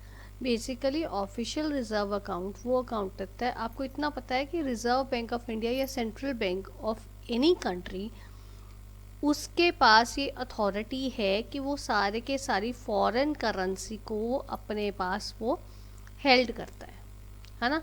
तो ये जो जितने भी हमने जो सेंट्रल बैंक कंट्री का है, वो सारे के सारे फॉरेक्स रिजर्व्स है, वो सब हर तरह के फॉरेक्स रिजर्व्स जो है वो अपने पास रखता है। उसके लिए जो अकाउंट बनता है, उस अकाउंट का नाम है official reserve account. So official reserve account is account where all types of forex reserves are held by the central bank of the country. ठीक है, अगर कोई आपसे पूछे कि फॉरेक्स रिजर्व्स रखने के कौन रखता है, तो आपको पता होना चाहिए कि वो central bank of the country, वो कस्टडियन है, वो रखता है। दूसरा, अगर आपको पूछा जाए कौन से अकाउंट में फॉरेक्स रिजर्व्स किस अकाउंट में रखा जाता है, तो वो रखा जाता है ऑफिशियल रिजर्व्स अकाउंट। ठीक है बेटा, सो इस टाइप के क्वेश्चंस आपको पूछे जा सकते हैं। अब देखो, जो आपकी गवर्नमेंट का या जो मतलब कंट्री का जो सेंट्रल बैंक है, वो इस अकाउंट को कहाँ यूज़ करता है, किस लिए वो यूज़ करता है। एक तो मैंने आपको बताया कि फॉरेन करेंसी को होल्ड करने के लिए वो रिजर्व यूज़ करता है, अपने पास रखने के लिए। और दूसरा, जो गवर्नमेंट की जितनी सिक्योरिटीज़ हैं, गवर्नमेंट जो इशू करती है, वो सारी सिक्योरिटीज़ का कौन रखता है, वो central bank of the country रखता है। So the government of the country's central bank uses this account to hold the foreign currency and other securities of the government. ठीक है, अब एक और इम्पॉर्टेंट चीज़ है, जो देखा जाए कहीं पे आपको ये भी बता देंगे, जो कई बार आपको होता है करंट अकाउंट और कैपिटल अकाउंट, दो चीज़ें यही इसके कंपोनेंट्स बताते हैं। बैलेंस ऑफ पेमेंट के, but balance of payment account के बेसिकली मेन ये दो ही हैं, current account and capital account, क्योंकि जो ऑफिशियल रिजर्व अकाउंट है is a sub division of capital account. अगर हम कैपिटल अकाउंट को आगे तोड़ते हैं तो ऑफिशियल रिजर्व अकाउंट बनता है। सो अगर आपको कहीं पे दो बनते हैं तो भी ठीक है, current account and capital account. अगर आपको तीन लिखते हो, current account, capital and official reserve account, तब भी वो ठीक है। जब आप तीन बना रहे हो तो आप वहाँ पे ये लाइन ज़रूर लिख देना कि ऑफिशियल रिजर्व अकाउंट जो है वो सब डिवीजन है कैपिटल अकाउंट की। ठीक है, अब ये कैसे सब डिवीजन है ये आगे हम देखते हैं। अब देखो, जो अगर तो ऑफिशियल रिजर्व अकाउंट मैंने आपको बताया कि वो सब डिवीजन है कैपिटल अकाउंट की, अगर तो वो कैपिटल अकाउंट का पार्ट आप शो भी कर सकते हो, नहीं भी शो कर सकते हो। पहले हम डिस्कस करते हैं, अगर हम उसको capital account, official reserve account को capital account of balance of payment में उसका पार्ट शो करते हैं, तो उस केस में balance of payment should always balance. अब ये चीज़ देखो, if official reserve account is shown as a part of capital account BOP, then BOP should always balance. ये क्यों बैलेंस होना चाहिए? क्योंकि मैंने आपको पहले ही बताया कि ये इसमें बैलेंसिंग फिगर हम डालते हैं ऑफिशियल रिजर्व में, सारे एक्सचेंज में, ये सारी के सारे हमारे जो है वो बैलेंस होना चाहिए, इक्वल होना चाहिए बैलेंस ऑफ पेमेंट, अगर ऑफिशियल रिजर्व अकाउंट का जो है वो कैपिटल अकाउंट का पार्ट है।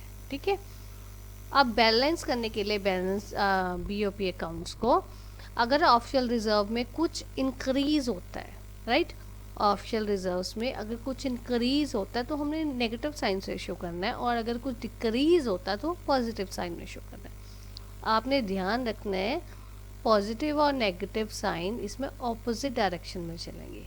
अगर ऑफिशियल रिजर्व्स आपके इंक्रीज होते हैं तो आप बढ़ रहे हैं, नॉर्मली हम पॉजिटिव में शो करते हैं, पर इसमें हम ऑपोजिट चलेंगे, नेगेटिव में शो करेंगे।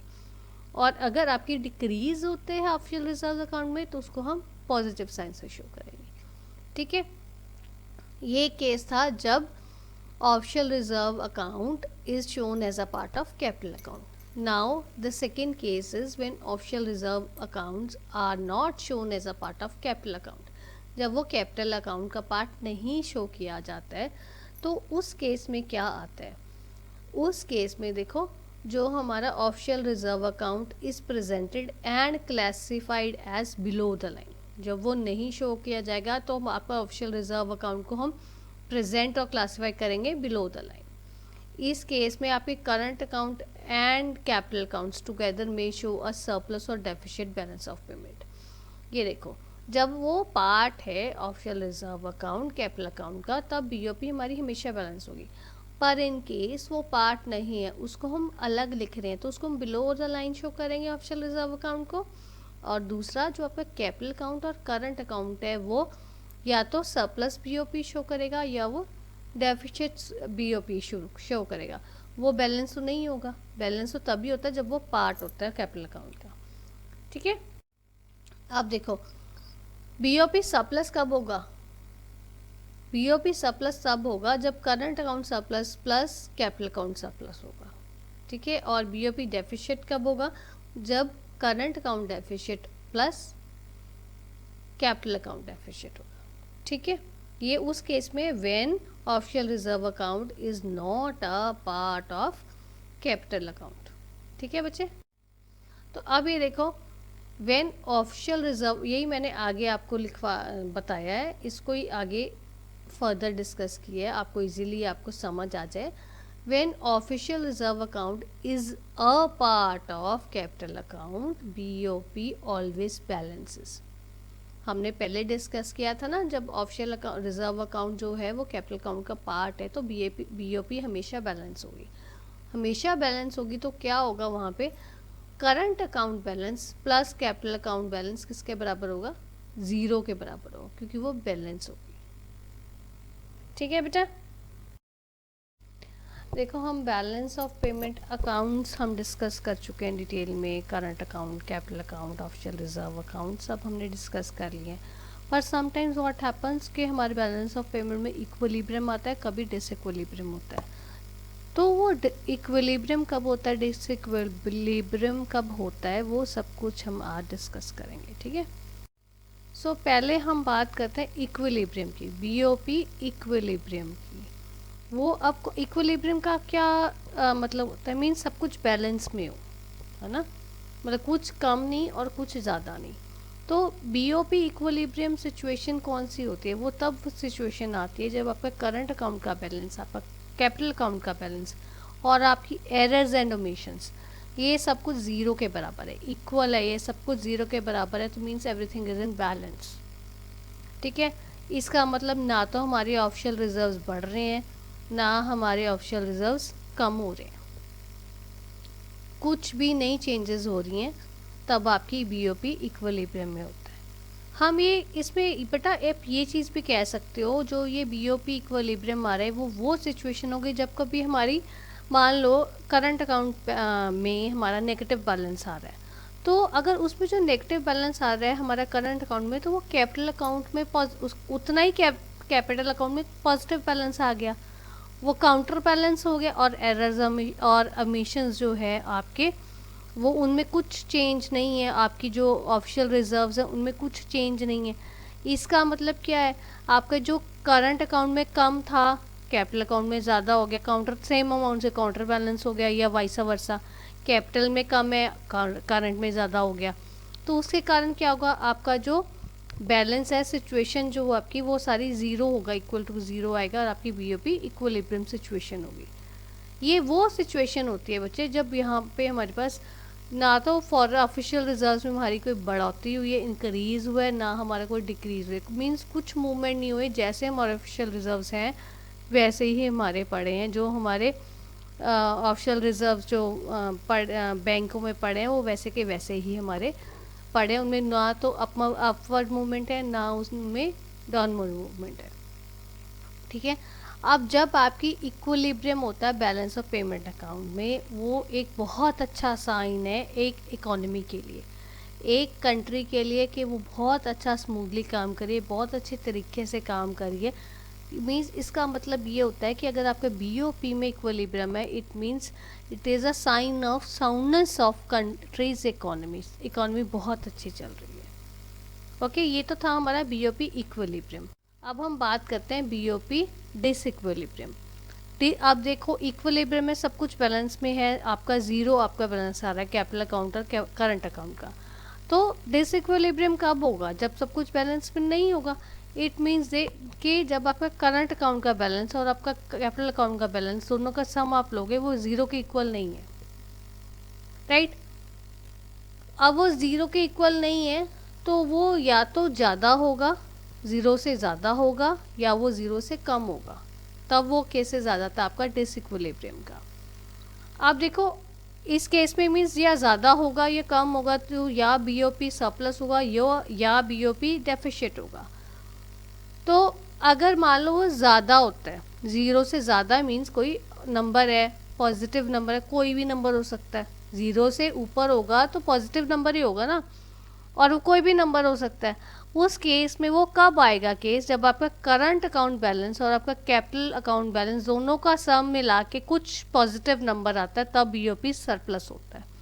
इसका मतलब क्या है, बीओपी सरप्लस का मतलब क्या है, क्या सिचुएशन होती है बीओपी सरप्लस जब आता है, जब बीओपी सरप्लस आता है तब उसका मतलब ये होता है कि जो आपकी फॉरेन एक्सचेंज आपकी इकोनॉमी में आई है, इनवर्ड फ्लो हुआ है, तब आपका बीओपी सरप्लस होगा।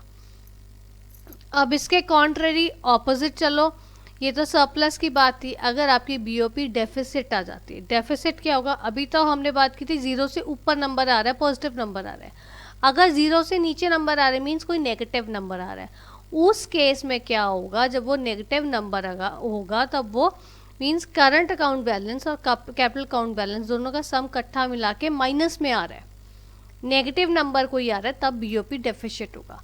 डेफिशिट होगा कब होगा, उसका मतलब क्या है, वो क्या शो करता है कि हमारी इकोनॉमी से फॉरेन एक्सचेंज बाहर गई है, आउटवर्ड फ्लो हुआ है आउटवर्ड। ओके, अगर हमारी बीओपी इक्विलिब्रियम में आती है तब it is a sound sign, soundness sign के साइन, इकोनॉमी जो बहुत अच्छी चल रही, it is a sign of soundness of a country's economy. ठीक है, बट इन केस अगर वो आपका डिसइक्विलिब्रियम होता है, मीन्स ज़ीरो से ज़्यादा या ज़ीरो से कम होता है, कोई पॉजिटिव नंबर है या नेगेटिव नंबर आ रहा है, तो आपका बीओपी सरप्लस या बीओपी डेफिशिएट आएगा। ठीक है बेटा, हमने बैलेंस ऑफ पेमेंट अकाउंट्स हमने डिटेल में डिस्कस कर लिए हैं सारे। अब इसमें कुछ होती है, इसमें ना ऑटोनोमस एंड अकोमोडेटिंग आइटम्स होती हैं कुछ, जो बैलेंस ऑफ पेमेंट अकाउंट्स में होती हैं। अब आज हम इसमें डिस्कस करेंगे कि ऑटोनोमस आइटम्स कौन सी होती हैं और अकोमोडेटिंग आइटम्स कौन सी होती हैं। ये बहुत इंपॉर्टेंट है, समटाइम्स इसमें डिफरेंस भी आपको एग्जाम में आ जाता है, सो ये आपको पता होनी चाहिए। नाउ सबसे पहले हम बात करते हैं ऑटोनोमस आइटम्स की। ऑटोनोमस आइटम्स बेसिकली क्या होता है, जब आप बैलेंस ऑफ पेमेंट अकाउंट की बात करते हैं तो ऑब्वियसली इंटरनेशनल ट्रांजैक्शंस होती हैं और इकोनॉमिक या मॉनेटरी फॉर्म में होती हैं। तो autonomous items refers to international economic transactions that take place with a purpose like earning income and profit. वो आइटम्स हम देखो, कोई भी हम काम करते हैं, बिजनेस शुरू कर रहे हैं, basically main motive, ours main motive is to earn profit और टू अर्न इनकम। अगर आप जॉब भी करते हो तो आपका मोटिव क्या है कि आप इनकम अर्न करो। तो ऑटोनोमस आइटम्स वो इंटरनेशनल इकोनॉमिक ट्रांजैक्शंस में होती हैं जो बेसिकली क्यों की जाती हैं, ताकि इसमें हम कोई इनकम अर्न करें या प्रॉफिट अर्न करें। ठीक है, इसमें जैसे यूनिलेटरल ट्रांजैक्शंस नहीं आएंगी। ठीक है, क्योंकि उसमें कोई हमारा इनकम अर्न या प्रॉफिट अर्न करने का मोटिव नहीं होता, वो तो जस्ट हम गिफ्ट वगैरह ही देते हैं। तो ऑटोनोमस आइटम्स जो है, these are independent of the state of country's balance of payment, क्योंकि ये इनका इस ऑटोनोमस आइटम्स में मेन पर्पस हमारा प्रॉफिट अर्न करने का है, इनकम जनरेट करने का है, तो इसलिए वो कंट्री के बैलेंस ऑफ पेमेंट से इंडिपेंडेंट है। उनके बैलेंस ऑफ पेमेंट में अप डाउन क्या आ रहा है, कुछ लेना देना नहीं है इसमें। ऑटोनोमस आइटम्स में वो होती हैं। ठीक है, these are independent of state of country's balance of payment. Next important इसमें क्या, ऑटोनोमस आइटम्स जो हैं सिर्फ ये आइटम्स ऐसी होती हैं क्योंकि इसमें प्रॉफिट जनरेट या इनकम जनरेट करनी है, तो ये ट्रांजैक्शंस ऐसी होती हैं, इनके कारण जो हमारे बैलेंस ऑफ पेमेंट सरप्लस आता है या डेफिशिएट आता है। मींस हमारा बैलेंस ऑफ पेमेंट में जो कम ज़्यादा होता है, वो सरप्लस आ रहा है या डेफिशिएट आ रहा है, वो मेनली ऑटोनोमस आइटम्स के कारण आता है। ठीक है, तो ये तो मैंने आपको ओवरव्यू दिया ऑटोनोमस आइटम्स क्या होती हैं। नेक्स्ट हम करते हैं अकोमोडेटिंग आइटम्स। अब जो अकोमोडेटिंग आइटम्स होते हैं वो बेसिकली कौन से आइटम्स होते हैं, ये भी इंटरनेशनल इकोनॉमिक ट्रांजैक्शंस होंगी, राइट। ये वो ट्रांजैक्शंस होती हैं बेसिकली जो हमारे ऑटोनोमस आइटम के कारण जो हमारे बीओपी में डिसइक्विलिब्रियम आ गया है, इम्बैलेंस हो गई है, उसको हमने रेक्टिफाई भी तो करना है, करेक्ट भी तो करना है। तो अकोमोडेटिंग आइटम्स ऐसी होती हैं जो ऑटोनोमस आइटम्स के कारण जो हमारा इंडिफरेंस इम्बैलेंस क्रिएट हुआ है, उस इम्बैलेंस को रेक्टिफाई करने के लिए, करेक्ट करने के लिए, डिसइक्विलिब्रियम को बैलेंस करने के लिए। ठीक है, तो अकोमोडेटिंग आइटम जो है बेसिकली उसका काम ही उसको करेक्ट करने का, डिसइक्विलिब्रियम को। तो इसके कारण इसमें आपने ये ध्यान रखना है, इसमें कोई मूवमेंट ऑफ गुड्स नहीं होगी, क्योंकि अगर movement of goods across the borders होगी, गुड्स या सर्विसेज कुछ भी ले लो, विजिबल या इनविजिबल ट्रेड, अगर वो होती हैं तो उस केस में हमारा बीओपी में डिसइक्विलिब्रियम हो सकता है। तो अकोमोडेटिंग आइटम्स उसमें नहीं आती हैं, इसमें कोई मूवमेंट नहीं होती है। जो आपकी मूवमेंट हो रही है गुड्स एंड सर्विसेज की, वो आपकी ऑटोनोमस आइटम्स में हो रही है। ठीक है, अब इसमें क्या होता है, पर इसमें भी मूवमेंट होती है, गुड्स एंड सर्विसेज की नहीं होती, इसमें मूवमेंट होती है ऑफिशियल रिजर्व्स की, ताकि उसको इम्बैलेंस जो हमारा बीओपी में हो गया उसको बैलेंस कर सके। ठीक है, तो ये आपका अकोमोडेटिंग आइटम्स और ऑटोनोमस आइटम्स का मैंने आपको बताया। अब जो है एग्जाम में क्वेश्चन आ जाता है, बहुत इंपॉर्टेंट क्वेश्चन है ये, कि ऑटोनोमस और अकोमोडेटिंग आइटम्स में डिफरेंस क्या है। देखो, जो मैंने आपको अकोमोडेटिंग और ऑटोनोमस आइटम्स बताई हैं क्या होती, बेसिकली उनके बेसिस पे ही आपने उसका डिफरेंस निकालना है। तो इसमें देखो पहले पॉइंट देखो, ऑटोनोमस आइटम्स में क्या होता है, आइटम्स उसमें हमने ऑटोनोमस आइटम्स में वो आइटम्स लेनी है, वो ट्रांजैक्शंस लेनी है जिनके पीछे मेन पर्पस हमारा इज टू अर्न प्रॉफिट। और अकोमोडेटिंग आइटम्स में there is no aim to earn profit, हमने ये डिस्कस किया ना। और क्योंकि प्रॉफिट मोटिव होगा उसके कारण क्या होगा, हमारी बीओपी इम्बैलेंस हो सकती है ऑटोनोमस आइटम्स के कारण। पर अकोमोडेटिंग आइटम में उसको इम्बैलेंस, हमने बीओपी को इम्बैलेंस नहीं करते हैं, हम उसको जो है करेक्ट करते हैं। जो इम्बैलेंस पहले हो चुका है ऑटोनोमस आइटम्स के कारण उसको हम रेक्टिफाई करते हैं, करेक्ट करते हैं। ठीक है, जो ऑटोनोमस आइटम्स हैं they may involve movement of goods across the borders, हो सकता है इसमें मूवमेंट ऑफ गुड्स हो रही है अक्रॉस द बॉर्डर्स क्योंकि purpose is to earn profits. और जो आपकी एकमोडेटिंग आइटम्स हैं इनमें कोई मूवमेंट ऑफ गुड्स नहीं होती है क्रॉस द बॉर्डर, इसमें सिर्फ मूवमेंट होती है, काय की मूवमेंट होती है, हमारी ऑफिशियल रिजर्व्स की मूवमेंट होती है। ठीक है, अब ऑटोनोमस आइटम्स को हम एक और नाम से भी जानते हैं, अबव द लाइन। अगर आपको आ जाता है एग्जाम में right the another name of autonomous items, तो आपने उसका नाम क्या लिखना है, above the line. In the same way accommodating items का भी एक और नाम है जिसको हम क्या बोलते हैं, बिलो द लाइन। ठीक है बेटा, तो ये आपको ऑब्जेक्टिव टाइप क्वेश्चंस या एमसीक्यूज में इनमें से कुछ भी आ सकता है। आपको बेसिक्स अगर सब पता होंगे, बेसिकली ऑटोनोमस आइटम्स और अकोमोडेटिंग आइटम्स होती क्या है, तो इजीली आप उसको कर पाओगे। Now we will discuss significance of balance of payment accounts. Balance of payment accounts हमने डिटेल में डिस्कस कर लिया, equilibrium, disequilibrium, autonomous items, accommodating item सब हमने डिटेल में डिस्कस कर लिए हैं। अब ये जो हम बैलेंस ऑफ पेमेंट अकाउंट्स बना रहे हैं वो कुछ तो पर्पस होगा, उसकी क्या इंपॉर्टेंस है, उसकी क्या सिग्निफिकेंस, हम वो डिस्कस करेंगे। सो ये आपको एग्ज़ाम में पेपर में क्वेश्चन आ भी जाता है। सो ये ऑब्जेक्टिव टाइप क्वेश्चंस में भी आ सकता है, एमसीक्यूज में भी आ सकता है। तो आपको अगर उसका बेसिक्स क्लियर होंगे तो आपको कोई दिक्कत नहीं आएगी। तो चलो शुरू करते हैं। मतलब पहले इम्पॉर्टेंस क्या है, एक तो हमारे को सबसे इम्पॉर्टेंट है कि हमारे को इकोनॉमी का फाइनेंशियल स्टेटस पता चलता है कि हमारी डोमेस्टिक इकोनॉमी का, जिस कंट्री में हम रहते हैं, जिस कंट्री की हम बात कर रहे हैं, उस कंट्री का फाइनेंशियल स्टेटस कैसा है बाकी कंट्रीज़ के रिलेशन में। वर्ल्ड में कितनी सारी कंट्रीज़ हमारी कंट्री को लेके और जो कंट्रीज़ हैं इकोनॉमी में वर्ल्ड में, उन सारी कंट्रीज़ के साथ हमारी फाइनेंशियल स्टेटस कैसा है, हमारी कंट्री की साउंडनेस कितनी ज़्यादा है और कितनी हमारी इकोनॉमी जो है वो ग्रो कर रही है, वो हमें पता चलता है। जो हम बैलेंस ऑफ पेमेंट अकाउंट्स बनाते हैं उनसे हमें पता चलता है कि हमारी फॉरेन डिपेंडेंस कितनी है, लोन्स के ऊपर, मनी के ऊपर फॉरेन डिपेंडेंस, ताकि हम अपनी इकोनॉमी में काम अच्छा कर सकें, ग्रो कर सकें, और कितनी हमारी डोमेस्टिक डिपेंडेंस है। सो ये financial health, financial status economy का हमें पता चलता है। अगर हमारी इनफ्लो फॉरेन एक्सचेंज की ज़्यादा होगी तो obviously we depend more on the foreign countries, on the rest of the world for the improvement or for the growth of our domestic economy।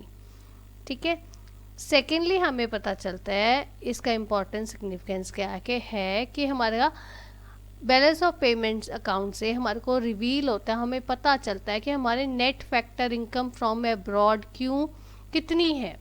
अब देखो, जब आप नेशनल इनकम कैलकुलेट करते हो तो आपको पता है net factor income from abroad it forms a very important component, बहुत इंपॉर्टेंट कंपोनेंट है हमारी डोमेस्टिक इनकम के बीच में। जब हम इस कंपोनेंट को, net factor income from abroad को ऐड करते हैं, then we get the national income, तभी निकलती है ना हमारी नेशनल इनकम।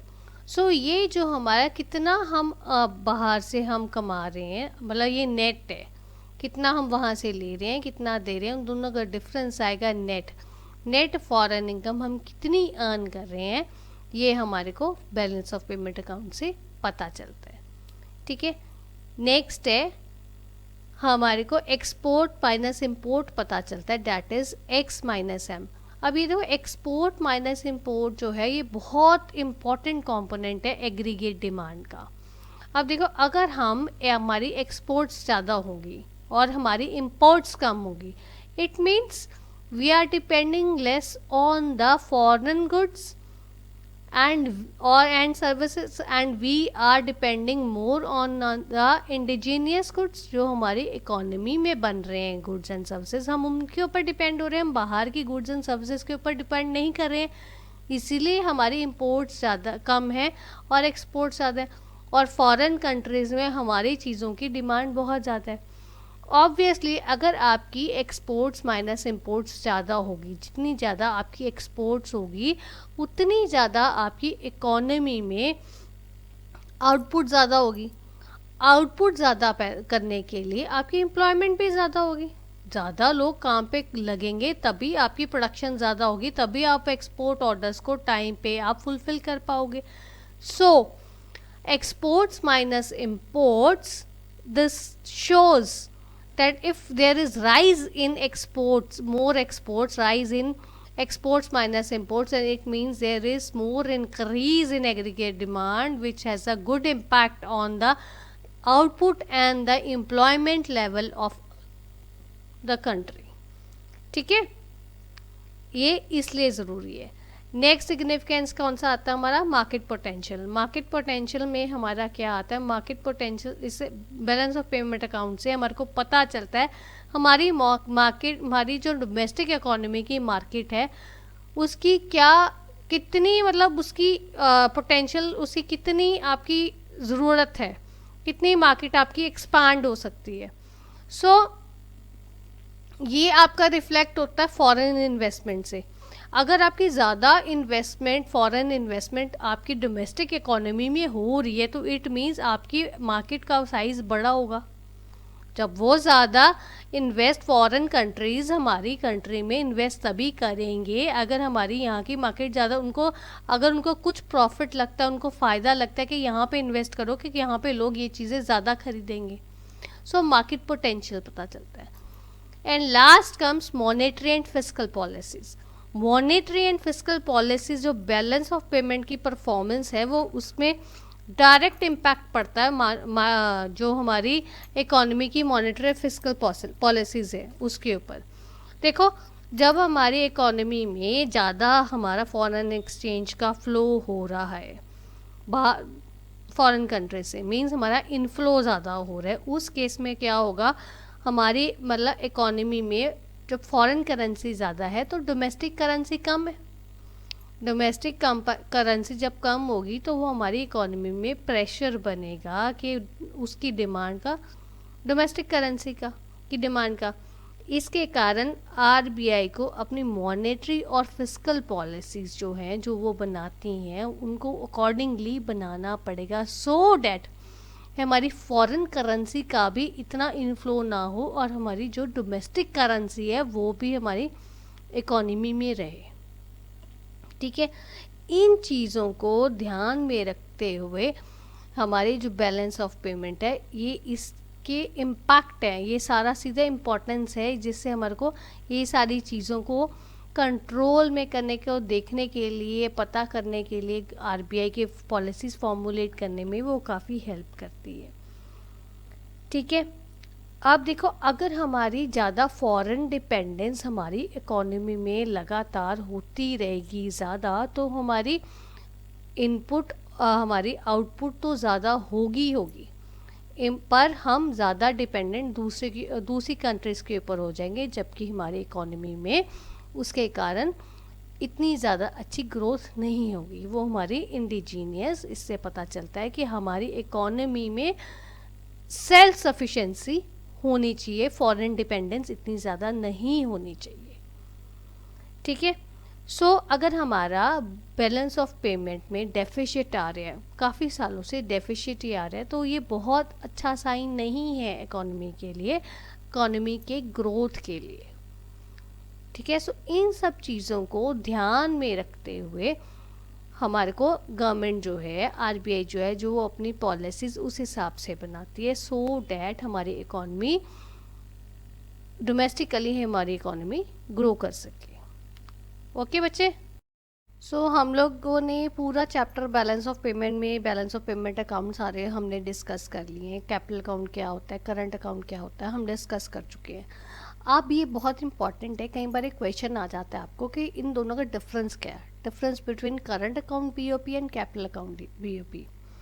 ठीक है, तो अभी हम वो करेंगे। बेटे ये आपको क्वेश्चन फुल सब्जेक्टिव टाइप भी आ सकता है, इसके बीच में से आपको ऑब्जेक्टिव टाइप क्वेश्चन से एमसीक्यूज भी आ सकते हैं। बेसिक्स हैं, कॉन्सेप्ट्स क्लियर होने चाहिए, जो मैं आपको समझा रही हूँ उनको प्लीज़ केयरफुली आप ध्यान रखना, ताकि इसके रिलेटेड कोई भी एमसीक्यू आए तो आपका रॉन्ग नहीं होए। ठीक है, चलो शुरू करते हैं। अब जैसे current account BOP and capital account BOP में पहला डिफरेंस क्या है। करंट अकाउंट बीओपी क्या करता है, it records receipts and payments of foreign exchange of such transactions which do not impact asset liability status of country in relation to the rest of the world. देखो ये balance of payment के current account और capital account है, तो जो भी है foreign exchange की ट्रांजैक्शंस रिकॉर्ड होती हैं। अकाउंट है तो रिकॉर्ड होंगी सारी ट्रांजैक्शन, मींस जो आपकी रिसीट्स आ रही है और आपकी पेमेंट्स आ रही हैं। करंट अकाउंट बीओपी में क्या होता है, वो ऐसी ट्रांजैक्शंस को रिकॉर्ड करता है which do not impact asset liability status of a country in relation to the rest of the world. एक कंट्री का, डोमेस्टिक कंट्री का फॉरेन कंट्रीज के साथ रिलेशन में कोई एसेट लायबिलिटी स्टेटस में कोई इम्पैक्ट नहीं पड़ता, ये ऐसी ट्रांजैक्शंस रिकॉर्ड करता है। और जो कैपिटल अकाउंट बीओपी है वो it records receipts and payments of foreign exchange of such transactions which impact asset liability status of country in relation to the rest of world. Capital account में ऐसी transactions record होती है जिससे asset liability status impact होता है। तो अगर आपको एमसीक्यू क्वेश्चन या ऑब्जेक्टिव टाइप क्वेश्चन ऐसा आ जाता है कि जिसमें आपकी कौन सी ऐसी ट्रांजैक्शंस है, मतलब कौन सा ऐसा अकाउंट है जिसके बीच में एसेट लायबिलिटी स्टेटस जो इम्पैक्ट नहीं होता है, तो आपने करंट अकाउंट बीओपी लिखना है। अगर वो बोलता है एसेट लायबिलिटी स्टेटस इम्पैक्ट होता है तो आपने कैपिटल अकाउंट बीओपी लिखना है। ठीक है, इस टाइप से ये इस तरह से मैंने यहाँ पे आपके लिए 5 डिफरेंसेस बनाए हैं। ये 5 डिफरेंसेस के ऊपर कोई भी 1 मार्क क्वेश्चन आता है तो आप अटेम्प्ट कर लो ना, इजीली कर सको। इस टाइप से क्वेश्चंस आपको आ सकते हैं। So second comes current account BOP do not give rise to future claims. देखो जब एसेट लायबिलिटी स्टेटस इम्पैक्ट नहीं होगा तो ऑब्वियसली ना तो हम कोई एसेट बना रहे हैं, ना हम कोई लायबिलिटी कम कर रहे हैं या ज़्यादा कर रहे हैं। जब वो कुछ है ही नहीं है तो फ्यूचर क्लेम्स तो अराइज होंगे ही नहीं होंगे, वो बिल्कुल आपके क्लीन रहेंगे। कोई फ्यूचर क्लेम्स में कोई आपकी लायबिलिटी इंक्रीज नहीं होगी, क्योंकि फ्यूचर क्लेम्स जब इंक्रीज होंगे तो लायबिलिटी इंक्रीज होती है ना। तो जब इसने एसेट लायबिलिटी स्टेटस चेंज ही नहीं हो रहा है तो it do not give rise to future claims. And capital account BOP it gives rise to future claims, क्योंकि उसमें एसेट लायबिलिटी स्टेटस आपका चेंज हो रहा है। ठीक है, current account BOP includes visible trade, invisible trade and current transfers. क्या क्या आता है करंट अकाउंट बीओपी में, visible trades, invisible trades and current transverse. ये हम पीछे पूरा डिस्कस करके आए हैं कि डिटेल में विजिबल ट्रेड क्या होता है, इनविजिबल ट्रेड क्या होता है और करंट ट्रांसफर्स क्या होती है। ऐसे कैपिटल अकाउंट बीओपी में क्या क्या चीज़ें आती है, क्या इंक्लूड करता है वो, borrowings, foreign investment, NRI deposits, banking capital and short term debt. ठीक है, अब करंट अकाउंट बीओपी में बेसिकली वो क्या शो करता है, it shows a difference between the exports and imports. इसमें क्योंकि हमारी विजिबल इनविजिबल ट्रेड हो रहा है तो इसमें आपकी export and import of goods and services दोनों हो रही हैं, जो आप देख सकते हो और नहीं देख सकते हो। सो इसमें करंट अकाउंट बीओपी में डिफरेंस आता है एक्सपोर्ट्स और इंपोर्ट्स का। और कैपिटल अकाउंट बीओपी क्या शो करता है, उसमें भी देखा जाए तो बोरिंग ज़्यादा आती हैं, फॉरेन इन्वेस्टमेंट ज़्यादा हो रही है। तो ये दिखाता है आपको कि it shows borings from the rest of the world, कि बाहर फॉरेन कंट्री से हमारी कंट्री कितना बोरो कर रही है। जितना ज़्यादा वो बोरो कर रही है it reflects a backwardness of the domestic economy. अगर वो कम बोरो कर रही है इट शोज कि it is a sound economy, पर अगर वो बहुत ज़्यादा बोरो कर रही है it means it reflects a that the economy, domestic economy is a backward economy. ठीक है, एंड लास्ट कम्स जब करंट अकाउंट बीओपी है it shows net factor income from abroad, क्योंकि इसमें एक्सपोर्ट्स और इम्पोर्ट्स का दिखाते हैं, उसका सारा डिफरेंस शो करता है, तो वो बेसिकली आपको शो करता है कि नेट फैक्टर इनकम हमने कितनी अर्न की है अब्रॉड से। और जो आपके कैपिटल अकाउंट बीओपी है, it shows foreign investment in domestic economy revealing the dependence on the rest of the world for our GDP growth. Capital account BOP हमारे को शो करता है कि हमने कितनी फॉरेन इन्वेस्टमेंट जो हुई है हमारी इकोनॉमी में, इंडियन इकोनॉमी में, डोमेस्टिक इकोनॉमी में हुई है, जिसके कारण पता चलता है कि हमारी जीडीपी ग्रोथ के लिए हम कितना फॉरेन कंट्रीज़ के ऊपर डिपेंडेंट है। ठीक है, तो ये सारा था आपका capital current account BOP and capital account BOP में डिफरेंस। इसमें बेटे आपके full fledge subjective type question आ जाए, आपको 1 मार्क क्वेश्चन आ जाए, आप इजीली इसको थॉरली कर लो, समझ लो, तो आपके सारे क्वेश्चन इसमें से ठीक हो जाएंगे। Now we will discuss the difference between balance of trade and current account balance of payment। ये बेटा कई बार आपको पेपर में क्वेश्चन आ जाता है, subjective type full fledge question भी आ जाता है, या आपको एमसीक्यूज या 1 वर्ड क्वेश्चन भी आपको आ जाता है। सो प्लीज़ केयरफुली इसको देख लेना। अब ये देखो, बैलेंस ऑफ ट्रेड और current account balance of payment हम डिस्कस कर चुके हैं कि क्या इनमें है, उनके बेसिस पे ही इनका डिफरेंस आगे है। अब देखो, जैसे बैलेंस ऑफ ट्रेड है, फर्स्ट डिफरेंस क्या है, balance of trade records only exports and imports of goods. Balance of trade जो है सिर्फ वो विजिबल गुड्स का, मीन्स सिर्फ गुड्स का एक्सपोर्ट और इम्पोर्ट रिकॉर्ड करता है। ये फर्स्ट स्टेप में आता है जब हम इसके अकाउंट्स का बैलेंस देखते हैं। और जो हमारा balance current account balance of payment है, उसमें it records import and export of goods, means जो बैलेंस ऑफ ट्रेड आया वो import and export of services जो इनविजिबल ट्रेड है वो, एंड करंट ट्रांसफर्स जो यूनिलेटरल होता है। तो means current account balance of payment में हमने सब कुछ रिकॉर्ड करना है, एक्सपोर्ट इम्पोर्ट गुड्स का, सर्विसेज का, और जो हमारी यूनिलेटरल ट्रांसफर्स या करंट ट्रांसफर्स है वो भी हमने रिकॉर्ड करनी है। और जो हमारा बैलेंस ऑफ ट्रेड है वो सिर्फ हमारी export and imports of goods करता है।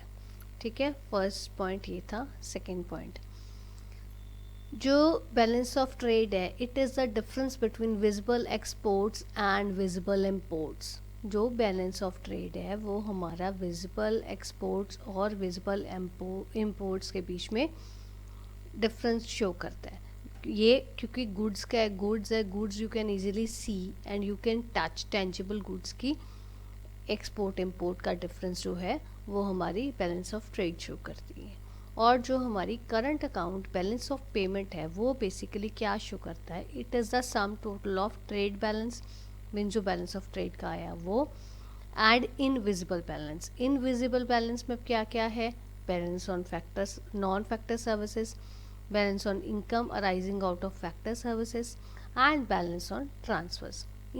इन सब का ऐड जो है, एडिशन सम जो है वो आपका current account balance of payment में। इसका मतलब क्या है, जो current account balance of payment है उसका एक पार्ट है बैलेंस ऑफ ट्रेड। ठीक है, बैलेंस ऑफ ट्रेड एक नेटवर्क कॉन्सेप्ट है और current account balance of payment वो एक ब्रॉडर कॉन्सेप्ट है, वो उसका ही एक पार्ट है। राइट, सो अब थर्ड पॉइंट क्या आता है, it involves, balance of trade involves international transaction of physical goods which can be seen crossing borders. इसमें वही गुड्स है ना, गुड्स को आप देख सकते हो, वेट कर सकते हो, टच कर सकते हो। So it involves international transaction, borders cross होते हैं, एक कंट्री से दूसरी कंट्री में जाते हैं आते हैं, वो गुड्स जो हम देख सकते हैं। ठीक है, और जो current account balance of payment में it involves international transaction of physical goods as well of services, means goods जो हम देख सकते हैं और जो सर्विसेज हैं हम नहीं देख सकते हैं, which can not be seen crossing borders. दोनों चीज़ें जो फिजिकल जिनकी अपेयरेंस है और जिनकी अपेयरेंस नहीं है, वो दोनों चीज़ें आती हैं हमारी current account balance of payment पे। इन ब्रीफ में आपको बताना चाहती हूँ कि current account balance of payment जो है उसके बीच में आ जाता है बैलेंस ऑफ ट्रेड, उसका एक पार्ट है बैलेंस ऑफ ट्रेड। ठीक है, आपने सिर्फ इतना ध्यान रखना है, बैलेंस ऑफ ट्रेड में हमारी विजिबल ट्रेड होता है ये जो हम देख सकते हैं, और जो current account balance of payment है उसमें विजिबल और इनविजिबल दोनों ट्रेड आते हैं। ठीक है बच्चे, इस चैप्टर में हम सब कुछ डिस्कस कर चुके हैं। बैलेंस ऑफ पेमेंट्स डिटेल में डिस्कस किए हैं, बैलेंस ऑफ ट्रेड भी हमने डिस्कस किया। अब हम उसका डिफरेंस डिस्कस करेंगे। ये आपको अगर प्रॉपर क्वेश्चन आ जाता है सब्जेक्टिव फॉर्म में तब भी आप अटेम्प्ट कर पाओगे। अगर आपको 1 mark question MCQ objective type या कैसे भी आता तब भी आप इजीली कर सकते हो। सो प्लीज़ इसको केयरफुली ध्यान से सुनना। आप देखो बैलेंस ऑफ पेमेंट और बैलेंस ऑफ ट्रेड जो है इसमें डिफरेंस है। बैलेंस ऑफ पेमेंट बेसिकली क्या होता है? It is a statement summary of economic transactions of a country with the rest of world. जो एक कंट्री का बाकी फॉरेन की कंट्रीज के साथ जो भी ट्रेडिंग हो रही है, जो भी हमारी इकोनॉमिक मींस मॉनेटरी फॉर्म में ट्रांजैक्शंस हो रही हैं, वो सबकी स्टेटमेंट रिकॉर्ड करता है बैलेंस ऑफ पेमेंट में। और बैलेंस ऑफ ट्रेड क्या होता है? Balance of trade is the difference between visible exports and visible imports. Balance of trade सिर्फ विजिबल एक्सपोर्ट्स और विजिबल इम्पोर्ट्स का डिफरेंस शो करता है। इसमें ये चीज़ ध्यान रखने की सिर्फ विजिबल की बात कर रहे हैं हम, जो हमने विजिबल ट्रेड डिस्कस किया है सिर्फ उसकी बात कर रहे हैं हम, वो बैलेंस ऑफ ट्रेड में होता है। और बैलेंस ऑफ पेमेंट में जो है उसने ऐसी कोई बात नहीं की है। नेक्स्ट देखो, वो जो बैलेंस ऑफ पेमेंट है वो बात जो हमने अभी डिस्कस की है कि उसमें कल्ला विजिबल ट्रेड नहीं है, उसमें इनविजिबल भी है, क्योंकि it records transactions relating to goods and services. Goods तो हमारा विजिबल ट्रेड में आ जाता है और सर्विसेज जो है हमारी इनविजिबल ट्रेड में आ जाती हैं। तो balance of payment records transactions relating to both goods and services. और एंड बैलेंस ऑफ ट्रेड जो है it records transactions relating to goods only, सिर्फ गुड्स की ही वो जो ट्रांजैक्शंस रिकॉर्ड करता है। Balance of payment records both current as well as capital account transactions. क्योंकि बैलेंस ऑफ पेमेंट में देखो हम गुड्स और सर्विसेज दोनों की विजिबल इनविजिबल दोनों का ट्रेड ले रहे हैं, उसके बीच में वो एक ब्रॉडर कॉन्सेप्ट है, उसके बीच में हमारी करंट अकाउंट ट्रांजैक्शंस और कैपिटल अकाउंट ट्रांजैक्शंस दोनों आती हैं। और जो हमारा बैलेंस ऑफ ट्रेड है उसमें सिर्फ हमारी कैपिटल अकाउंट, उसमें हमारी सिर्फ करंट अकाउंट ट्रांजैक्शंस आती हैं, उसमें कैपिटल अकाउंट ट्रांजैक्शंस नहीं आती हैं। ठीक है। और जो लास्ट है balance of payment always balances. Balance of payment always balance, हमेशा बैलेंस होता है, पर उसमें एक कंडीशन है कि जब आपका ऑफिशियल रिजर्व उसके बीच में शो करेंगे तब बैलेंस ऑफ पेमेंट हमारा बैलेंस होता है हमेशा। और बैलेंस ऑफ ट्रेड में ऐसा कुछ रूल नहीं है, वो बैलेंस भी हो सकता है, वो पॉजिटिव भी हो सकता है, वो नेगेटिव भी हो सकता है। आपको ये क्वेश्चन बड़े इजीली आ सकता है कि बताओ कि अगर जो आपका बैलेंस ऑफ पेमेंट हमेशा बैलेंस होता है तो उसकी अगर बैलेंस होता है तो उसकी क्या कंडीशन है? कंडीशन क्या है? ऑफिशियल रिजर्व अकाउंट उसमें होना चाहिए। और जो बैलेंस ऑफ ट्रेड है वो आपका पॉजिटिव भी हो सकता है, नेगेटिव भी हो सकता है, और वो बैलेंस नहीं भी हो सकता। बैलेंस भी हो सकता है और बैलेंस नहीं भी हो सकता। ठीक है बच्चे? So this is all about today's video. If you find any difficulty, you are most welcome to give your feedback in the comment box. Thanks for watching.